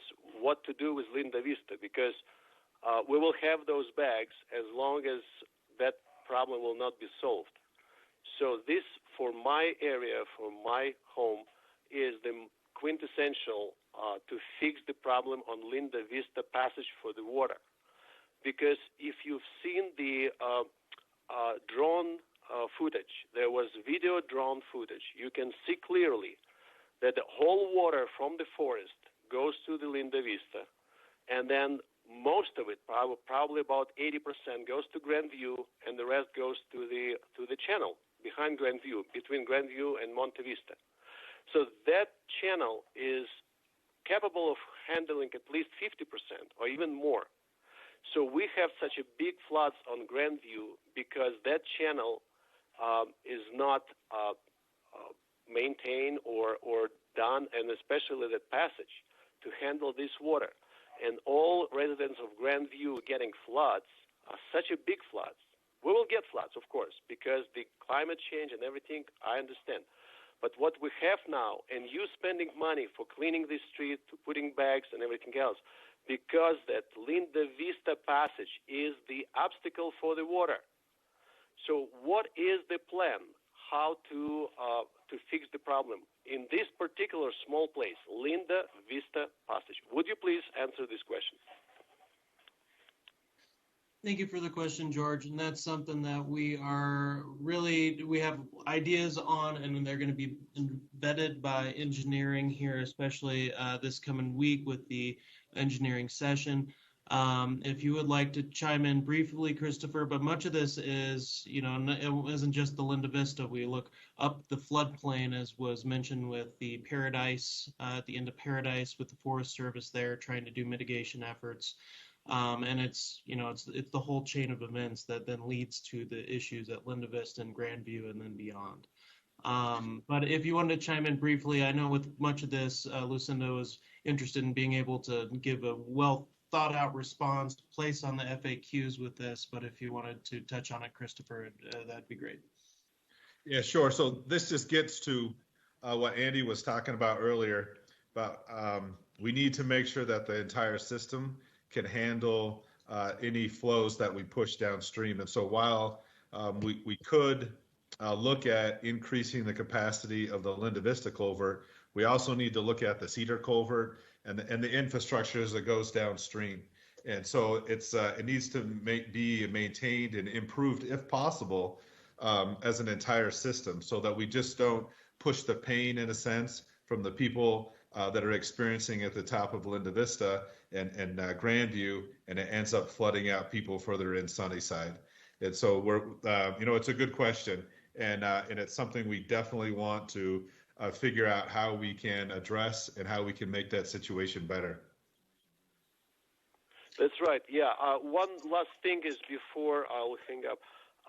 So you never mentioned, not you personally, but all the members of this council, never mentioned the responsibility of the Forest Service. So 3 years ago, just before the museum fire happened, so we had a drastic thinning of the forest all around this area. And the consequences are all the debris and everything what Forest Service is responsible for, because the thinning has to be done, but not the way it was done.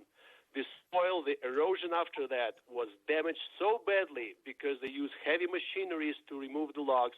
They have big, huge fire pits to burn the cutted wood or branches, and then they burn everything around it. So the good trees were burned too.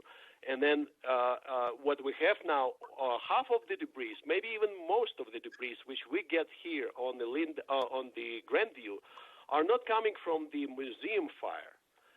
They are coming from the forest thinning process. The Forest Service has to be responsible financially to help to fix the problem. That's my last word.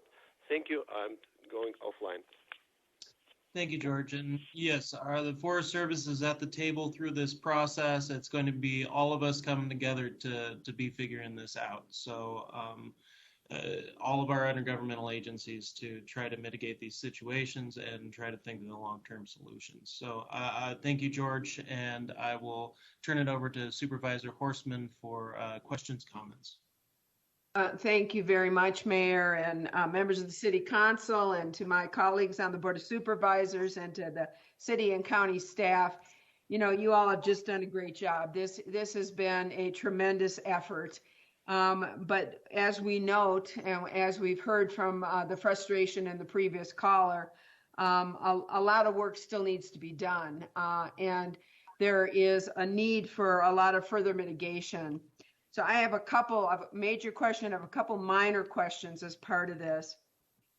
We know that city and county monies are limited, and these are huge projects. And we heard the county talk about the fact that we have spent close to 2 times what the flood control district brings in.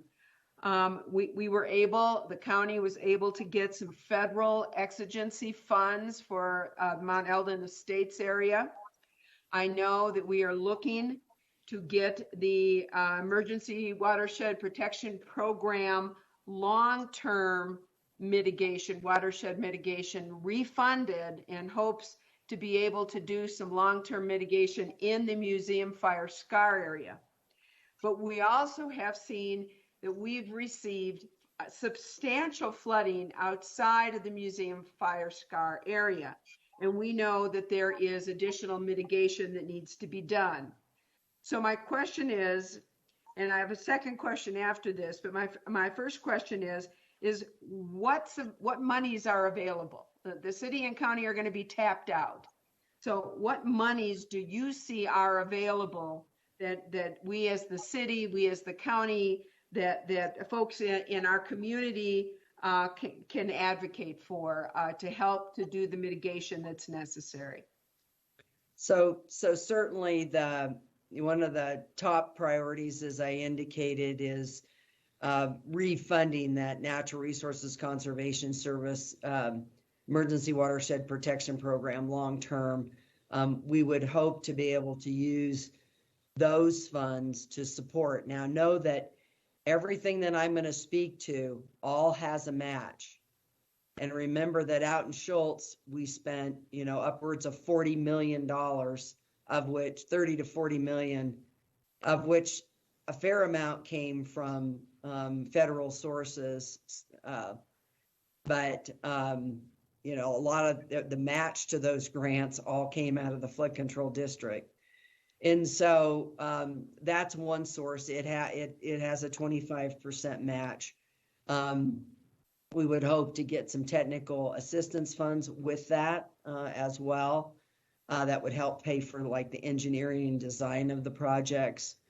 And that money would largely be eligible for the types of projects we would do on forest or up in the Mount Eldon Estates area, more of a rural type watershed, restoration type projects. The other types of projects that we're looking at potentially within the city or above the city, if they're more what I'll call more traditional flood mitigation, there may be some funding through the Infrastructure Act that's made available. That would come through potentially either FEMA, largely probably through FEMA. And that will come very likely through a competitive process. They have a new program now that's really looking at impacts from climate change and so forth. But unfortunately, to date, we applied for one of those grants. Under the prior program, it was saying they've changed the name. It was the same program, changed the name to try to get funding for various projects. We were successful, and then they didn't come through with doing the NEPA, the environmental clearances. But anyway, those are all very competitive projects through this. It's called BRIC, the BRIC grants, and again, you're competing nationally. In Schultz, we did get some funding because it was declared a presidential level, and I'll let Wes speak to this a little bit as well, but it was declared a presidential level disaster because of the level of impacts out in that area, and frankly, the impact of the city water system was a huge contributor to meeting that threshold. And but out of that 30 to 40 million, we got $1 million from FEMA in public assistance funds. We got $1 million from the Forest Service. Again, this was because it was 8 watersheds and it was a presidential declaration. And then the rest of the federal funding that we got, almost the entire amount, came out of the NRCS EWP program. So those are really the buckets. There may be some other funding that can be accessible, but that's what we're aware of right now in terms of what's out there. And we'll make every effort to push for those funds and get certainly our congressional delegation, as you well know, Supervisor Horstman, you've been in contact even with Senator Kelly, I believe, today on this matter, and that will continue to help advocate for our eligibility and for securing those funds. So Lucinda, if you don't mind, I could summarize real quick to answer your question, Supervisor Horstman. The FEMA Federal Declaration Public Assistance, the grant from the Arizona Post-Wildfire Infrastructure Grant, there may be some potential funding there. Department of Emergency Management hazard mitigation grants may be out there, and then other grants that we can research. So Lucinda, historically, I remember during Schultz put together kind of a matrix, and we start to look at projects. What funding source could line up with a project? And so we'll be looking at that as we go along as well. So. Bottom line is there's very few. So hazard mitigation is now BRIC, and there may be some funds that come through associated with the fires that have taken place in Arizona. Usually we get some post-fire funds, which we've taken advantage of historically, but again, very, very competitive. And Stacy BK is on the line, our grant manager, and she was involved in Schultz when the water line had been compromised. And so the larger effort was able to get some funding, as Lucinda had noted, through that effort, because our major infrastructure was not only severely damaged, it was broken. And so we were able to repair that with those dollars. So even with all of this limited funding, is there these outside funding source available for individual property damage. I know we flood insurance, flood insurance, flood insurance. We're talking about that. And I hope that message is getting across loud and clear. But is there funds out there for that $2.8 million property loss? So we're going to have to look, if that's the case, Lucinda, you're shaking your head no, then we are going to need to look to places such as United Way and organizations that are doing substantial fundraising to try to help our residents that are in need of this individual property damage loss. Is that what you're saying? Yes, and I think right now it's really focused on developing this home repair program through the city's housing program. Kind of a complement to that, I'll say. They have a structure in place now to qualify people based on income and so forth. So you taking those dollars and then assisting those low-income residents with being able to make repairs to their living spaces, to their homes. And I know, and I had asked the mayor just because I want to make a quick plug on this because I was afraid you were going to say that. And we haven't been able to find any funding sources for individuals as well, other than obviously their own flood insurance. United Way, as you all know, has a effort that they have set up.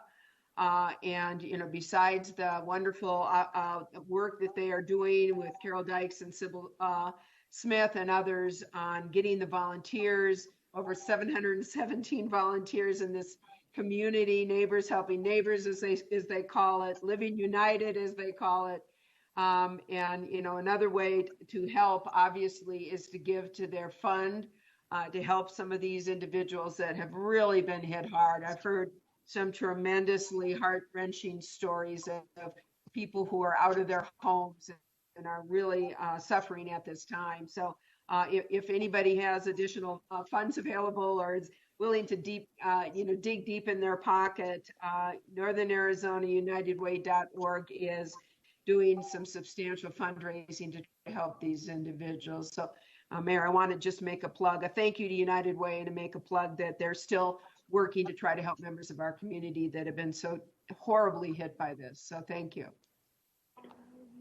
Thank you, Supervisor Horstman. And I'm sorry, Mayor, I don't know if you want to say something as well, but just kind of a summarizing statement is this event, while it's a huge disaster for us, and it's maximizing our local resources to the fullest extent, and it's all hands on deck from both of our local government agencies. And we've all expended a lot of resources and a lot of financial resources in these mitigation measures, and as well as the United Way event volunteer efforts. At the same time, is it a significant enough event to qualify for these federal declarations? And that's kind of the real tough position that we're in. That said, when Lucinda says we're not giving up the fight, and Stacy Beckler-Nag says we're not giving up the fight, we're going to go out there and look for those funds that can link to the projects that we can potentially do with those funds. And so establishing that matrix of what projects need to get done and what funding sources are out there that would allow us to do those projects. Thank you, Andy. And I will say that, yeah, it's kind of a catch-22 too, that, you know, the mitigation efforts and things that were put into place actually put us under the thresholds for all of the damages that would have been done that would have gotten us federal funding.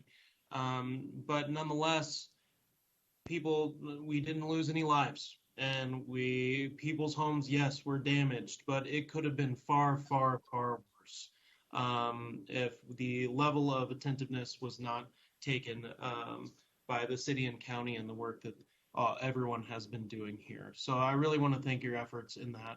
And on top of Supervisor Horstman's plug there, which I was going to reiterate, if you know, electeds and others can get the word out for these donations. I mean, we are in a town that really cares about each other. If the 717 some odd volunteers wasn't enough to show it, just get the word out so that way the donations can come. Some people can get at least a little bit of resources they need to rebuild.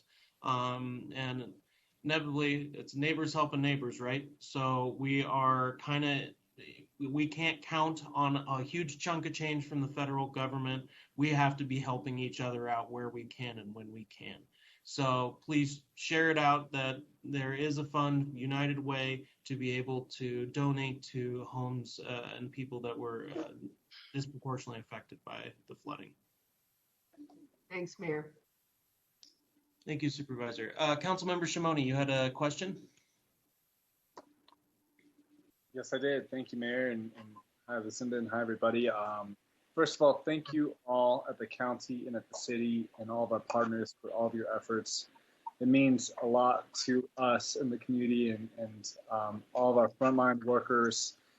I just know that, you know, this has not been an easy lift, and the rains keep coming. And as Andy mentioned, you know, that cleanup time between rains is just, it's brutal, and it wears on us. So thank you to all of our leaders and partners and volunteers, along with our staff members who are on those front lines. I just had a quick question. Are we planning to do any more meet in the streets events for the public? As we had noted, we've been, you know, doing pretty much constant communications with the museum flood area electronically, and then I know both the mayor, the vice mayor, I know others of you, Supervisor Horstman and Vasquez have been out going door to door and have communicated. I think right now, given the COVID dynamics and the dynamics with the flood events and trying to schedule something, I mean, we've done several Facebook Live events. Even that event the other day, I think we rescheduled 3 times trying to avoid the rain event, you know, a flood event. And so our preference right now is to communicate either through, you know, we're trying to use every other vehicle that we can as best we can. But certainly if individual property owners or if certain areas have questions and want to, again, submit that into the email or call the call center. But probably an email is best to say, hey, we'd like to sit down. We have done that with a number of residents to sit down and go through the specific dynamics of their location and talk through the mitigation. And I've certainly said to residents, you know, if you want to look at effectuating a greater level of mitigation and you want to bring in your own engineer, let's have that conversation. But you have to, like with us, they have to follow state law as well. And you can't create impacts upstream or downstream by whatever mitigation you implement. So we're trying to work as closely as we can. And I think, frankly, now working with individuals or with very small groups is far more effective than doing larger group. That was really effective when we had to get a lot of information out in a very quick manner to try to get people motivated to mitigate and allow us to develop a mitigation system. But now it's really working with individuals on their specific cases and their issues and moving through that. And we've done, you know, just tens and tens of site assessments to look at individual mitigation. So, and I think we're improving our systems as we go along, where we team up an engineer with the damage assessment to make sure the mitigation's getting evaluated along with the damage assessed. So that hopefully it doesn't happen again. But I'll tell you, if we get a really, really large event like we had on the 17th, we're going to see that kind of water potentially again. It's just, you can't mitigate to every event, unfortunately. Okay, thank you, Lucinda. Thank you. I wish I had ideas for us. I don't. I look forward to hearing back from that summit where we bring all of our experts together. I think that's going to be really good. I've heard great things about that group and those involved. So thank you to everyone who's been involved in that process. And we look forward to hearing what they come up with and present back to us. Thank you to the County Board of Supervisors and to the council and everyone involved again. These are tough times, and you know, partnership works. So we'll continue to work together and keep our eyes on the prize of keeping our community safe and get through this. Great, thank you, Mayor, and thank you, everybody. Thank you, Councilmember Shimoni. Do we have any other questions from the City Council or the Board of Supervisors? And since our board is not as familiar with how we run our meetings, you can feel free to raise your hand if you would like to, rather than the C's and Q's that we do in the chat box. I'd like to say something. Yes, thank you. First off, I just want to say thank you to the staff and to the team that put on this presentation. It was very comprehensive and gave a good overview of everything that's been going on in the flood events over the last month. So I really appreciate that. Appreciate all the staff and the efforts and partnerships to clean up the community and take care of the various different areas. I mean, we were hit with an event that was larger than any of us expected, you know, and it overwhelmed our capacity in terms of our watershed and whatnot. And so, you know, just asking everybody to be patient with each other as we go through this. We do need to think through some long strategic plans on what we're going to do so that next year we don't face these same kind of situations. And so just really want to encourage the team and the engineers when you meet next week to really look at, you know, how to clean up the Dortha intersection, how to get look at the Linda Vista intersection, but also be thinking about outside. I mean, the area on the Mount Eldon Wash coming down into Swiss Manor and into Lower Greenlaw or Upper Greenlaw, Lower Greenlaw areas.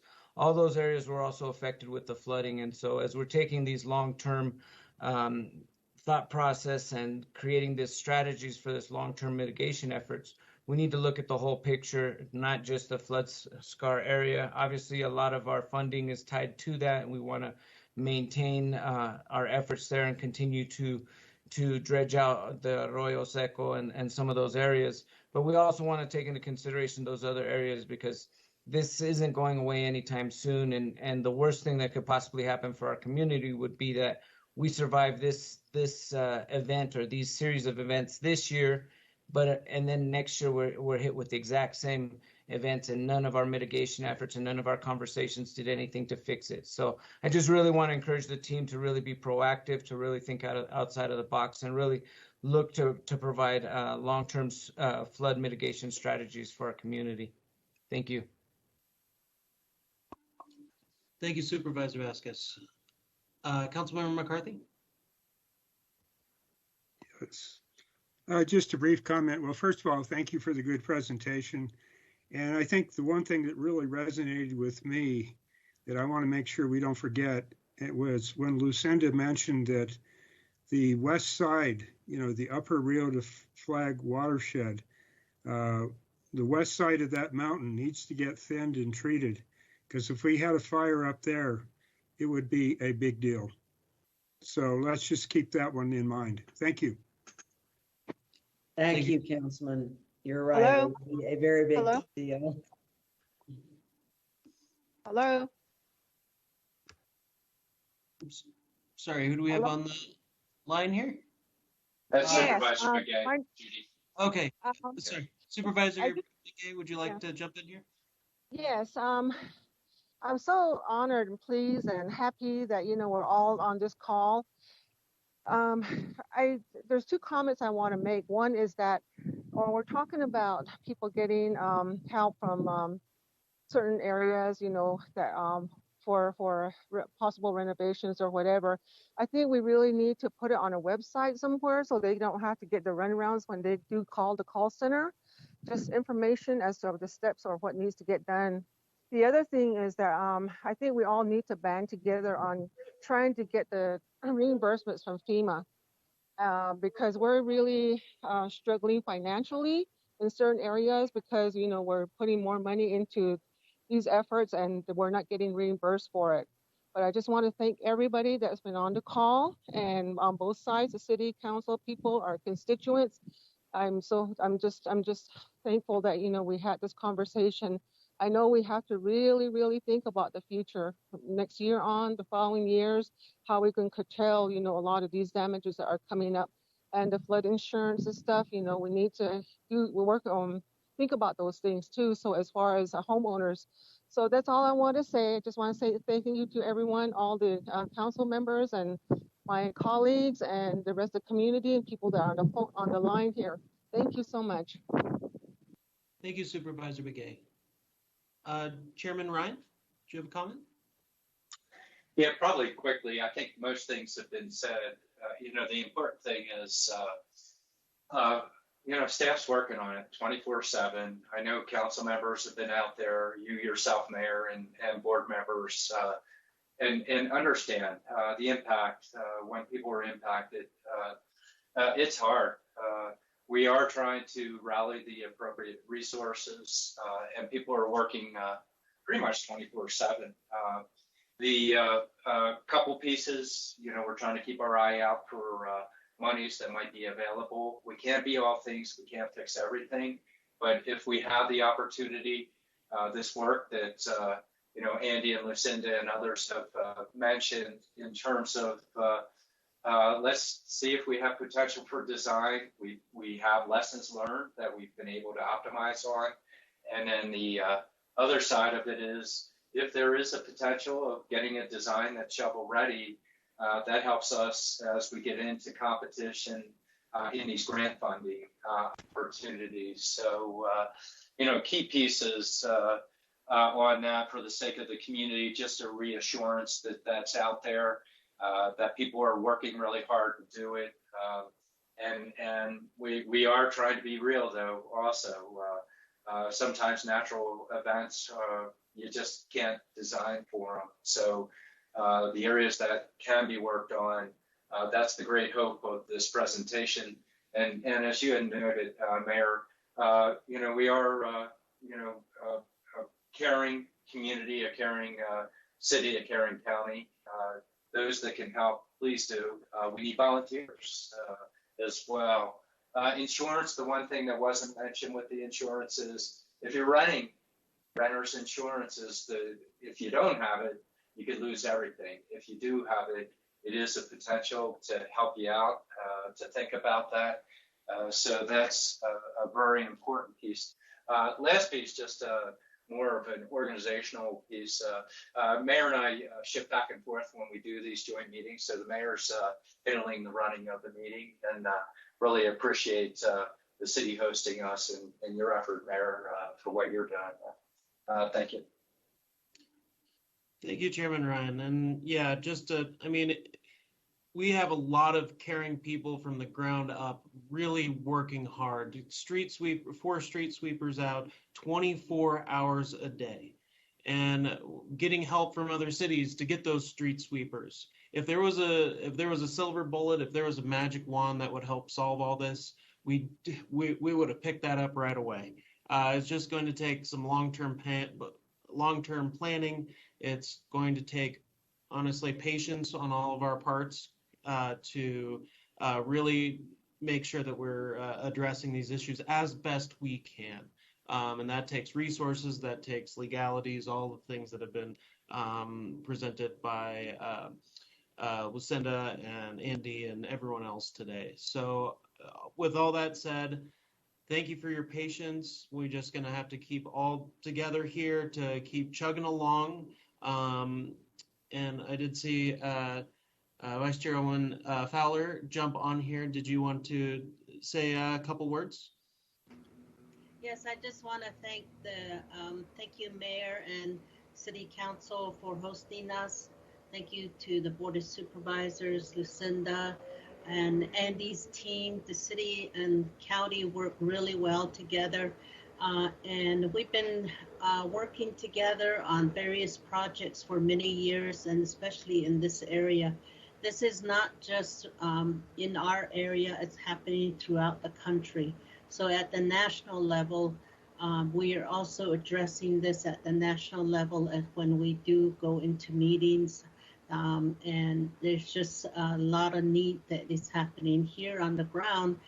Just what was mentioned, I was able to walk door to door and on the street with Supervisor Vasquez. I want to thank him again. And we're all involved, and we all care about our communities, so we all try to get the latest information. I really want to thank you for the presentation. As you can see, it's very complex, from the very small area up to how do we look into the future? What do we address first? How much money do we have? How can we address this? And we're still trying to get reimbursements from FEMA and trying to see who bring in more partners. So I just want to thank everyone that is working and volunteering. Volunteering is it's just really takes a lot out of a family to be able to help others, and that is what's taking place. So I just want to thank everyone again.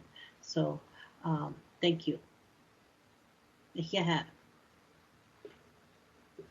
Thank you, Vice Chairwoman. Well, with that, we are down to agenda item number 6, which is our informational items from the chairman, supervisors, county managers, mayor, council, and city manager. Although we've already done the rounds, if anyone would like to chime in for this agenda item before we adjourn, please feel free. Otherwise, we will adjourn and look forward to seeing what is going to be happening with the engineering summit later this week.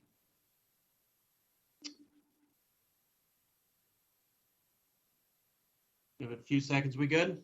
All right. Well, thank you everyone and again, and this meeting is adjourned.